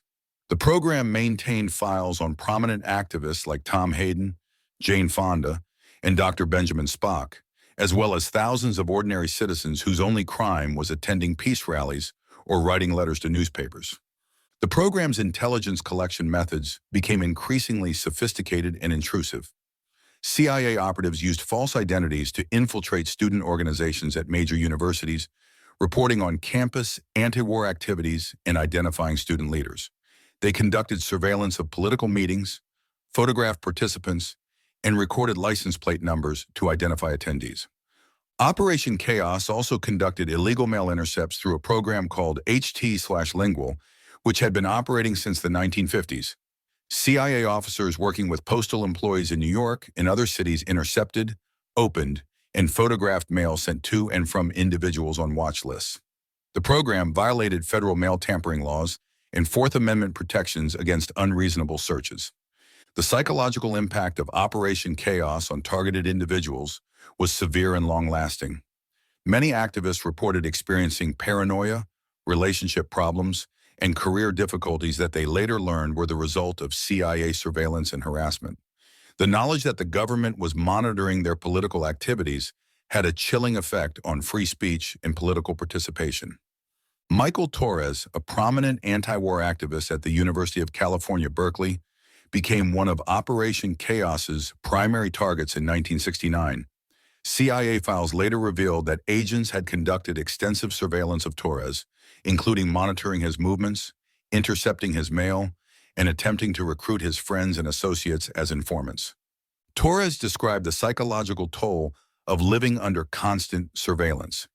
You become suspicious of everyone around you. You wonder if that new person at meetings is really a committed activist or a government spy. It changes how you think and act, even when you're doing nothing illegal. The CIA's domestic surveillance activities expanded beyond Operation Chaos to include other programs targeting American citizens. The agency maintained a computerized database called the Chaos Database that contained over 300,000 names of American citizens and organizations. The database was used to cross-reference information from various intelligence sources and identify potential surveillance targets. By 1972, Operation Chaos employed over 50 CIA officers and analysts, with an annual budget of several $1,000,000. The program had compiled files on over 7,200 American citizens and maintained active surveillance on hundreds of domestic political organizations. The scope of the operation rivaled FBI domestic surveillance programs and clearly exceeded the CIA's legal authority. The first public hints about Operation Chaos emerged in 1973, when investigative journalist Seymour Hersh began investigating allegations of CIA domestic surveillance. Hersh's sources within the intelligence community provided fragmentary information about CIA activities that violated the agency's charter, but the full scope of Operation Chaos remained hidden. The breakthrough came in December 1974, when Hersh published a front-page article in the New York Times revealing the existence of extensive CIA domestic surveillance programs. The article headlined "Huge CIA Operation Reported in U.S. Against Anti-War Forces, Other Dissidents in Nixon Years," sent shockwaves through Washington and triggered congressional investigations.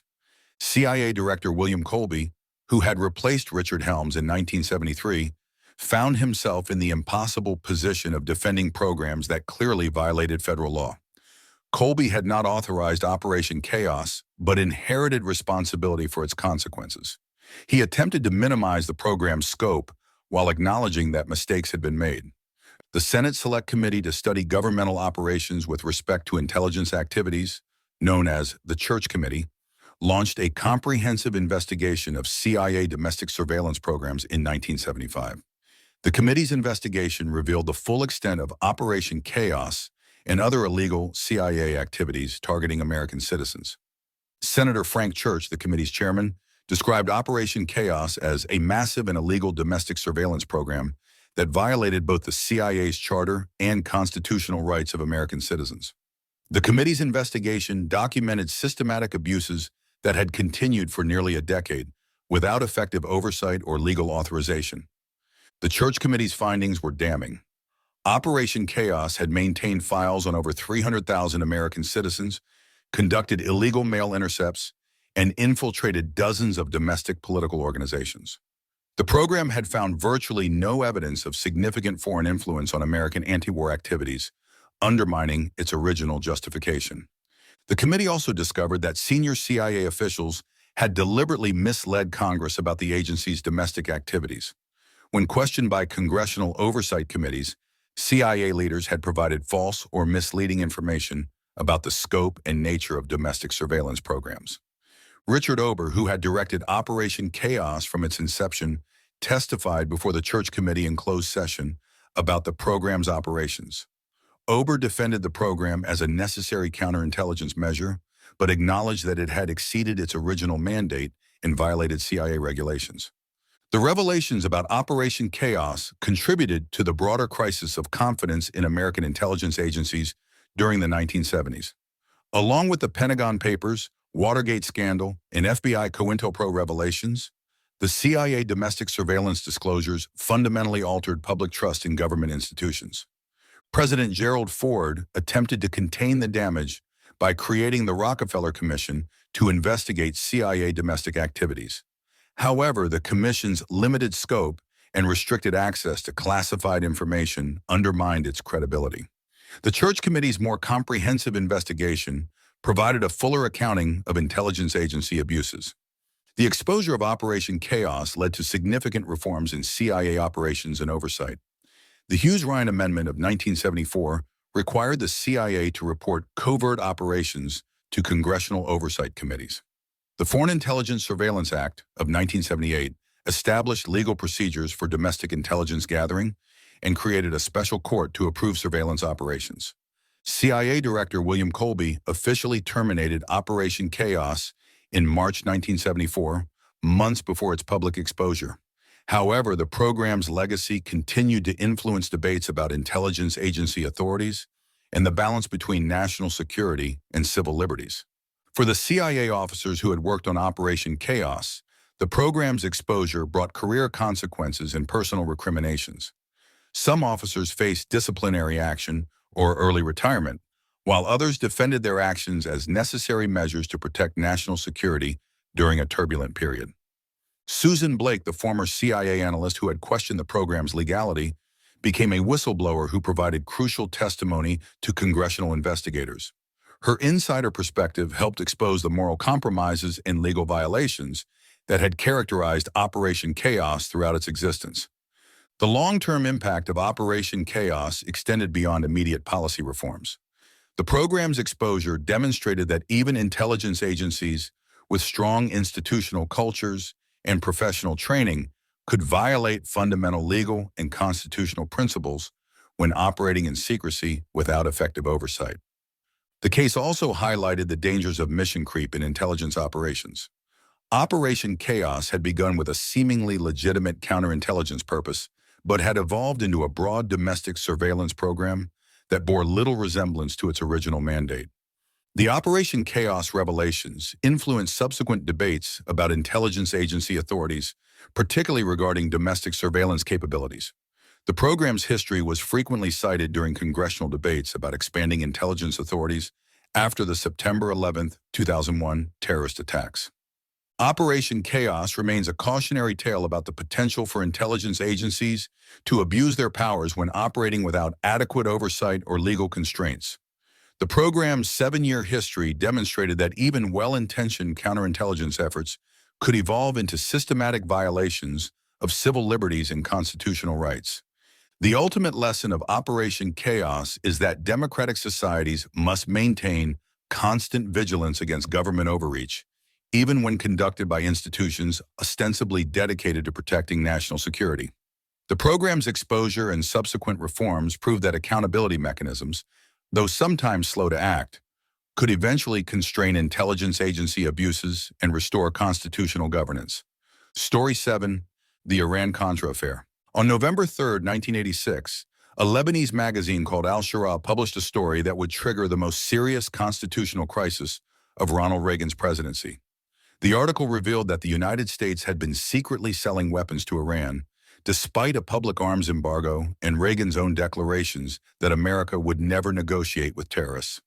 This revelation would expose a complex web of covert operations, illegal arms sales, and the systematic circumvention of congressional oversight that became known as the Iran-Contra Affair.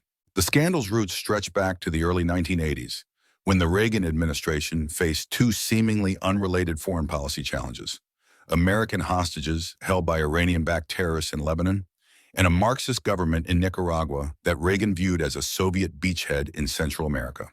The administration's response to these challenges would ultimately converge in a secret operation that violated federal law and constitutional principles. The first thread of the scandal began in 1979, when Nicaraguan revolutionaries known as the Sandinistas overthrew the brutal dictatorship of Anastasio Somoza. Reagan and his advisors viewed the Sandinista government as a communist threat that had to be eliminated. The administration began supporting anti-Sandinista rebels known as Contras, providing them with training, weapons, and funding to overthrow the Nicaraguan government. However, Congress grew increasingly skeptical of Reagan's Nicaragua policy as reports emerged of Contra human rights abuses and the ineffectiveness of their military campaign. In 1982, Congress passed the first Boland Amendment, prohibiting the CIA from using funds to overthrow the Nicaraguan government. This was followed by increasingly restrictive legislation that eventually banned all U.S. government agencies from providing military support to the Contras. The second threat involved the Iran-Iraq War, which had been raging since 1980, and Iran's support for terrorist groups holding American hostages in Lebanon. 7 Americans, including CIA Station Chief William Buckley and journalist Terry Anderson, were being held by Hezbollah, an Iranian-backed Shiite group. The Reagan administration was under intense public pressure to secure their release.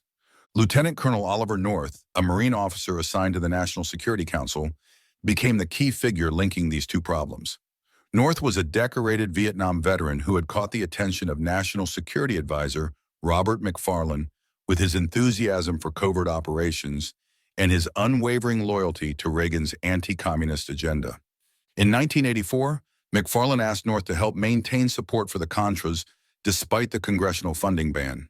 North embraced this mission with characteristic zeal, establishing a private network of donors, arms dealers, and mercenaries to continue the Contra war. He solicited millions of dollars from wealthy conservatives and foreign governments, coordinating arms shipments and military training through a web of shell companies and front organizations. The operation's complexity was staggering. North worked with retired Air Force General Richard Secord and Iranian arms dealer Albert Hakim to establish a sophisticated logistics network spanning multiple countries. They purchased weapons from various sources, transported them through complex routes to avoid detection, and maintained secret airstrips in Central America for Contra supply operations. North's activities were supported by CIA Director William Casey, who saw the Contra operation as crucial to Reagan's broader strategy of rolling back communist influence worldwide. Casey provided intelligence support and helped coordinate with foreign intelligence services, while maintaining plausible deniability for the CIA's official involvement. The Iranian connection emerged in 1985, when Israeli officials approached the Reagan administration with a proposal: sell weapons to moderate Iranian factions who would use their influence to secure the release of American hostages in Lebanon. The proposal appealed to Reagan's desire to free the hostages and his hope of improving relations with Iran after the fall of the Shah. However, the arms sales violated Reagan's own public policy against negotiating with terrorists and a congressional arms embargo against Iran. To circumvent these restrictions, the administration decided to use Israel as an intermediary, with the United States replacing Israeli weapons sent to Iran. The first arms shipment occurred in August 1985, when Israel delivered 96 TOW anti-tank missiles to Iran. No hostages were released, but Iranian officials requested additional weapons and hinted that more hostages might be freed with continued cooperation. This pattern would be repeated throughout 1985 and 1986, with arms shipments followed by broken promises and additional demands. North saw an opportunity to link the Iranian arms sales with Contra funding. Since the weapons were being sold to Iran at inflated prices, the profits could be diverted to support the Contras without using congressionally appropriated funds. This arrangement would allow the administration to pursue both objectives while maintaining the fiction that it was not violating congressional restrictions. The first direct U.S. arms sale to Iran occurred in February 1986, when American officials delivered 1,000 TOW missiles through Secord's network. The operation generated approximately $16 million in revenue, with about $3.8 million diverted to Contra operations. This diversion became the centerpiece of the eventual scandal, as it represented a clear violation of congressional oversight and appropriations authority. Robert McFarlane, who had resigned as National Security Advisor in December 1985, made a secret trip to Tehran in May 1986, carrying a Bible signed by Reagan and a key-shaped cake symbolizing improved relations. The mission was a diplomatic disaster, with Iranian officials demanding more weapons while providing no concrete progress on hostage releases. Throughout 1986, North continued expanding his covert network, coordinating arms sales to Iran while managing Contra supply operations in Central America. He maintained detailed records of these activities in his office computer, creating an electronic trail that would later provide crucial evidence for investigators. The operation began unraveling on October 5, 1986, when Sandinista forces shot down a cargo plane carrying weapons to the Contras. The sole survivor, Eugene Hassanfus, was captured and revealed details about the Contra supply network. Hassanfus's statements provided the first public evidence of continued U.S. government involvement in supporting the Contras despite congressional prohibitions. The Reagan administration initially denied any connection to Hassanfus's mission, claiming he was part of a private operation with no government ties. However, documents found at the crash site and Hassanfus's testimony contradicted these denials, suggesting official U.S. involvement in the supply flights. The Al-Shura revelation about arms sales to Iran came just weeks after the Hassanfus incident, creating a dual crisis for the Reagan administration. The administration's initial response was confused and contradictory, with different officials providing conflicting explanations for the Iranian arms sales. Attorney General Edwin Meese conducted an internal investigation that discovered the diversion of Iranian arms sale profits to the Contras. On November 25, 1986, Meese announced this discovery at a dramatic press conference, while revealing that Oliver North had been dismissed from the National Security Council and that Admiral John Poindexter, McFarlane's successor, had resigned. The announcement triggered a political earthquake in Washington.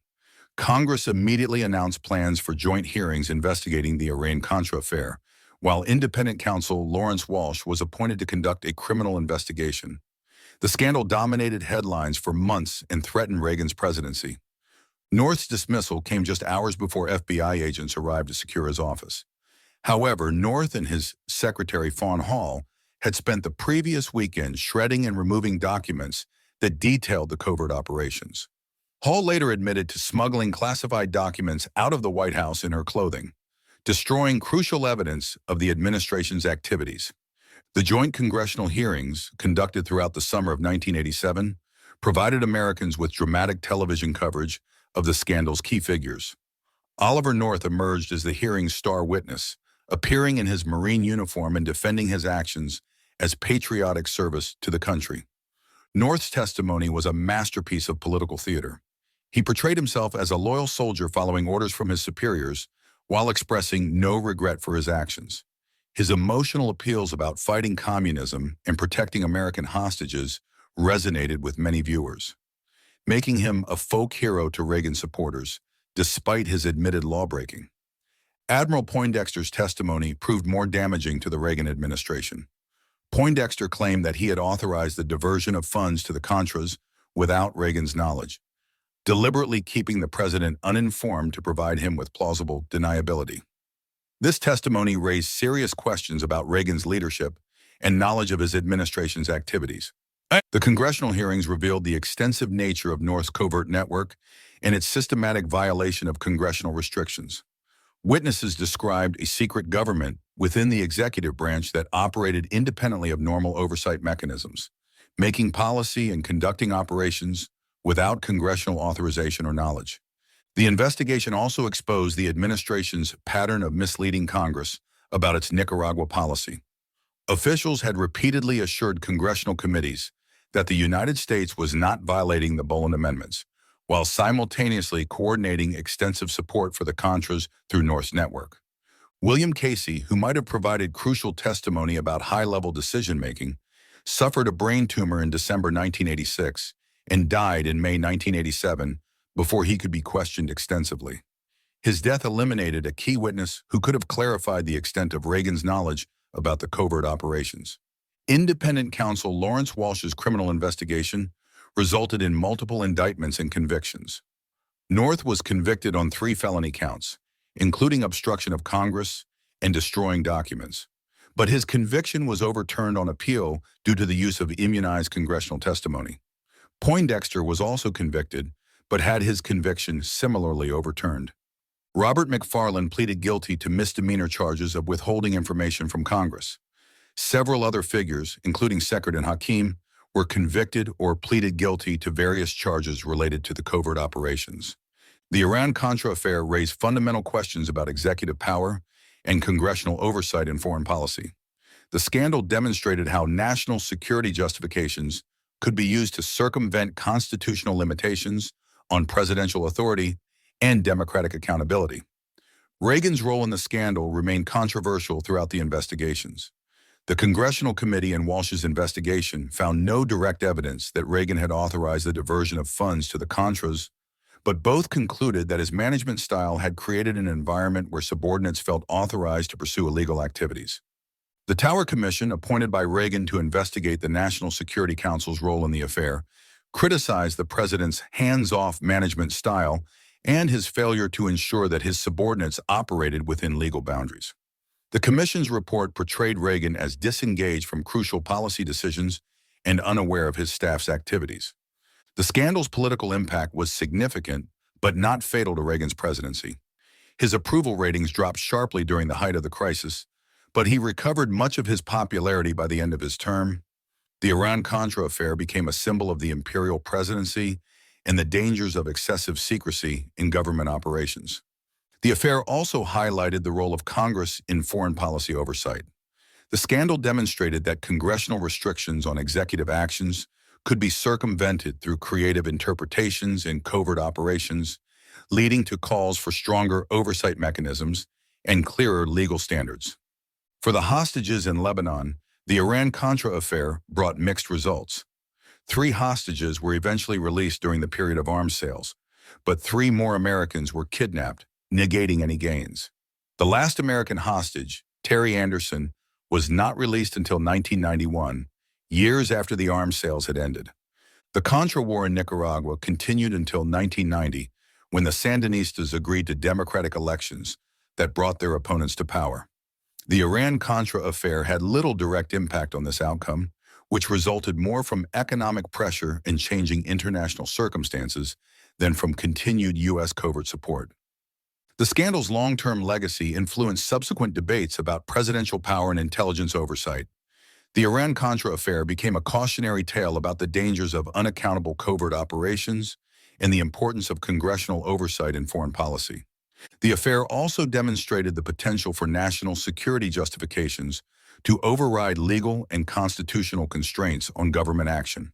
The scandal showed how easily democratic safeguards could be circumvented when officials believed they were serving higher patriotic purposes.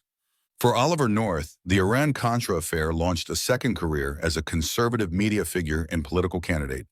He unsuccessfully ran for Senate in Virginia in 1994, losing partly due to continued controversy over his role in the scandal. North maintained throughout his later career that his actions had been justified by the communist threat and the need to protect American interests.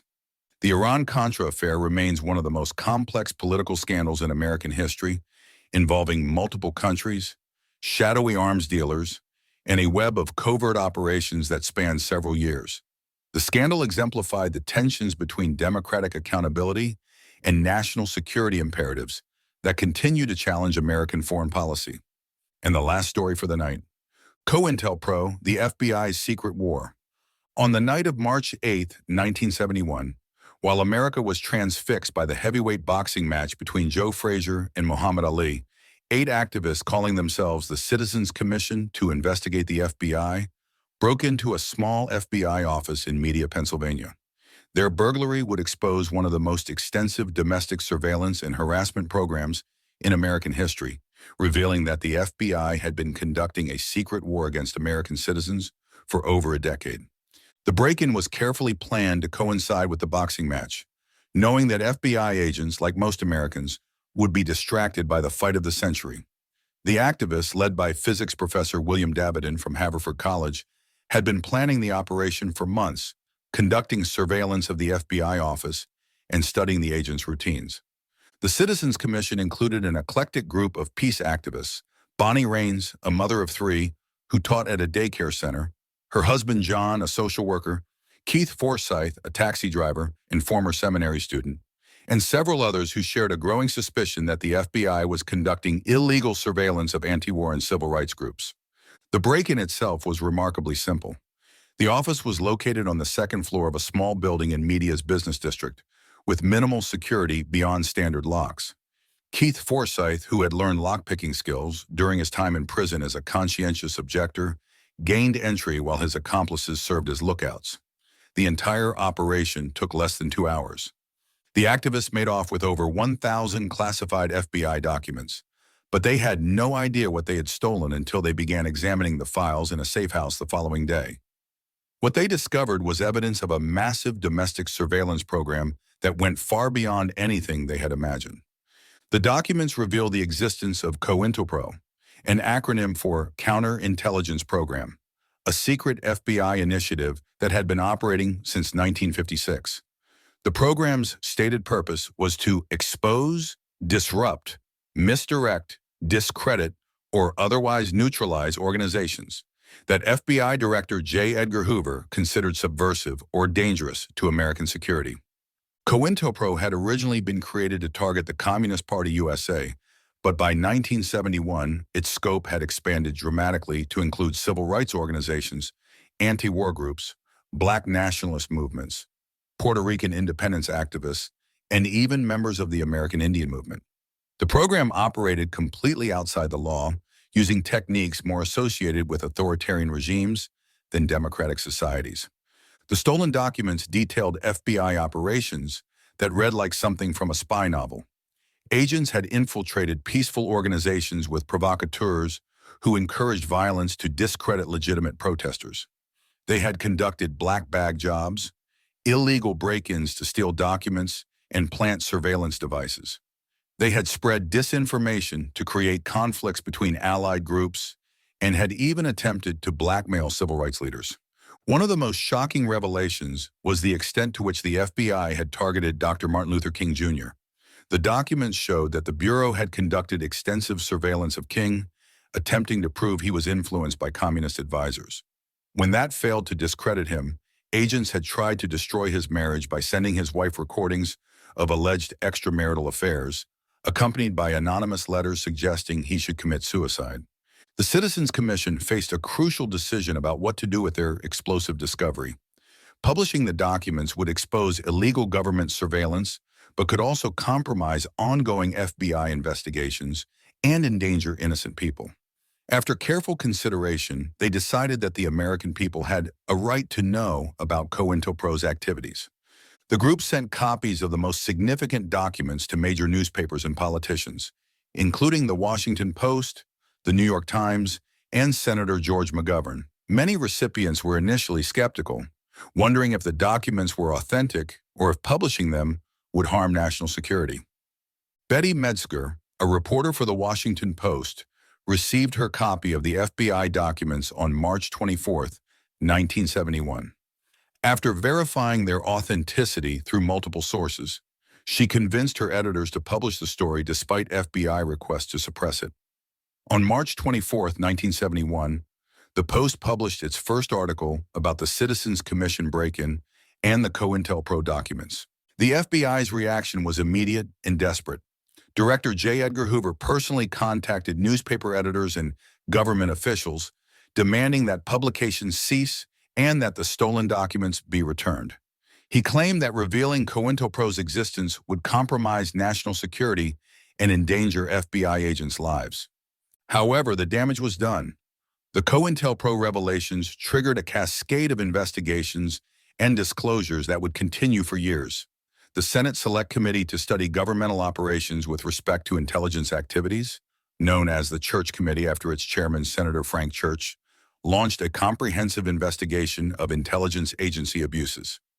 The Church Committee's investigation, conducted between 1975 and 1976, revealed the full scope of COINTELPRO's operations and abuses. Over 14 years, the program had targeted thousands of American citizens and organizations using illegal surveillance, harassment, and disruption techniques that violated constitutional rights on a massive scale.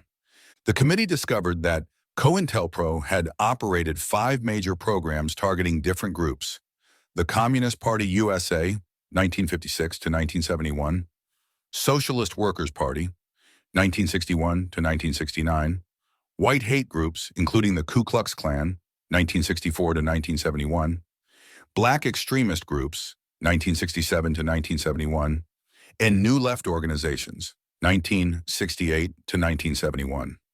Each program used similar tactics, but was tailored to the specific characteristics of its targets. The program targeting black extremist groups was particularly extensive and controversial. The FBI defined this category broadly to include not just violent organizations like the Black Panthers, but also peaceful civil rights groups and prominent leaders. The Bureau's goal was to prevent the emergence of a messiah who could unite Black Americans behind a civil rights agenda. The FBI's harassment of the Black Panther Party exemplified COINTELPRO's most extreme tactics. Agents infiltrated the organization with informants who encouraged violence and criminal activity. They conducted armed raids on Panther offices and apartments, often based on questionable intelligence. In December 1969, Chicago police, acting on FBI information, killed Black Panther leaders Fred Hampton and Mark Clark in a pre-dawn raid that was later revealed to be an assassination. COINTELPRO's targeting of anti-war groups intensified as opposition to the Vietnam War grew throughout the 1960s. The FBI infiltrated Students for a Democratic Society, SDS, the National Mobilization Committee to End the War in Vietnam, and dozens of other peace organizations. Agents attempted to create factional disputes within these groups and encouraged actions that would discredit the anti-war movement. The program's New Left operations included surveillance of prominent activists like Tom Hayden, Abby Hoffman, and Jerry Rubin. The FBI maintained extensive files on these individuals, tracking their movements, monitoring their communications, and attempting to disrupt their organizational activities. Many activists reported experiencing harassment, job losses, and relationship problems that they later learned were the result of FBI operations. One of COINTELPRO's most controversial aspects was its use of provocateurs, FBI informants who encouraged illegal activities to justify arrests and prosecutions. In some cases, informants provided weapons, explosives, or plans for violent actions that were then used to arrest group members. This raised serious questions about whether the FBI was creating the very crimes it claimed to be preventing. The revelation of COINTELPRO operations had profound effects on American political culture and civil liberties. Many activists who had suspected government surveillance found their paranoia vindicated by the documented evidence of FBI harassment. The disclosures contributed to the broader crisis of trust in government that characterized the 1970s, alongside the Pentagon Papers and Watergate scandals. J. Edgar Hoover's response to the COINTELPRO revelations was characteristically defiant. He denied that the programs had violated anyone's constitutional rights and argued that they were necessary to protect national security from subversive threats. However, the documented evidence of illegal activities was overwhelming, and Hoover faced the first serious challenges to his authority in decades. Under pressure from Congress and the media, Hoover officially terminated COINTELPRO on April 28, 1971, just over a month after the media break-in. However, critics suspected that the FBI might simply rename and continue similar operations under different programs. The Church Committee's investigation would later confirm that some COINTELPRO-style activities continued even after the official termination. The Church Committee's final report, published in 1976, provided a comprehensive account of COINTELPRO's operations and their impact on American democracy. The committee concluded that the program had violated the constitutional rights of thousands of Americans and had operated without proper oversight or legal authorization. The report documented numerous specific cases of COINTELPRO abuse, including the harassment of innocent citizens, the disruption of lawful political activities, and the use of illegal surveillance techniques. The committee found that the FBI had maintained files on over 500,000 Americans and had conducted investigations based solely on their political beliefs rather than evidence of criminal activity. The COINTELPRO revelations led to significant reforms in FBI operations and oversight. The Foreign Intelligence Surveillance Act of 1978 established legal procedures for domestic intelligence gathering, requiring court approval for surveillance operations. The FBI also implemented new guidelines restricting political surveillance and requiring higher-level approval for counterintelligence operations. For the activists who had broken into the media FBI office, the COINTELPRO revelations vindicated their decision to risk prosecution for the greater good of exposing government wrongdoing. Most of the Citizens Commission members remained anonymous for decades, fearing prosecution for their role in the break-in. The statute of limitations eventually expired, allowing some participants to reveal their identities publicly.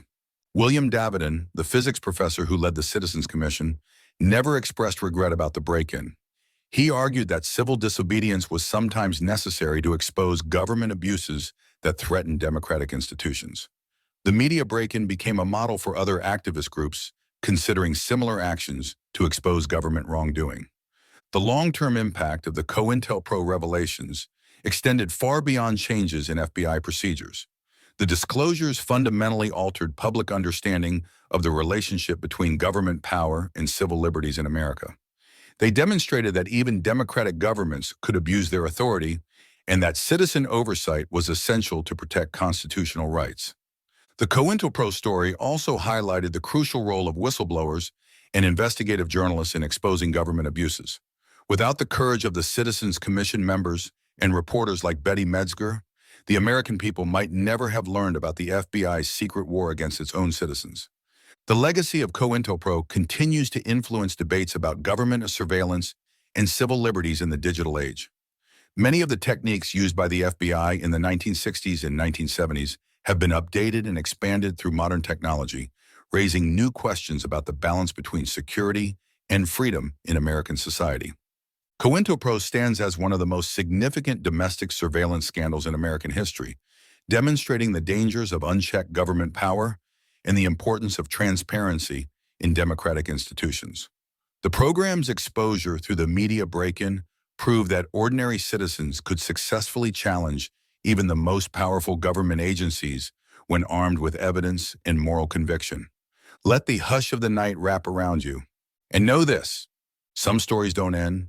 They drift. They dream. They wait for you to listen again. Good night.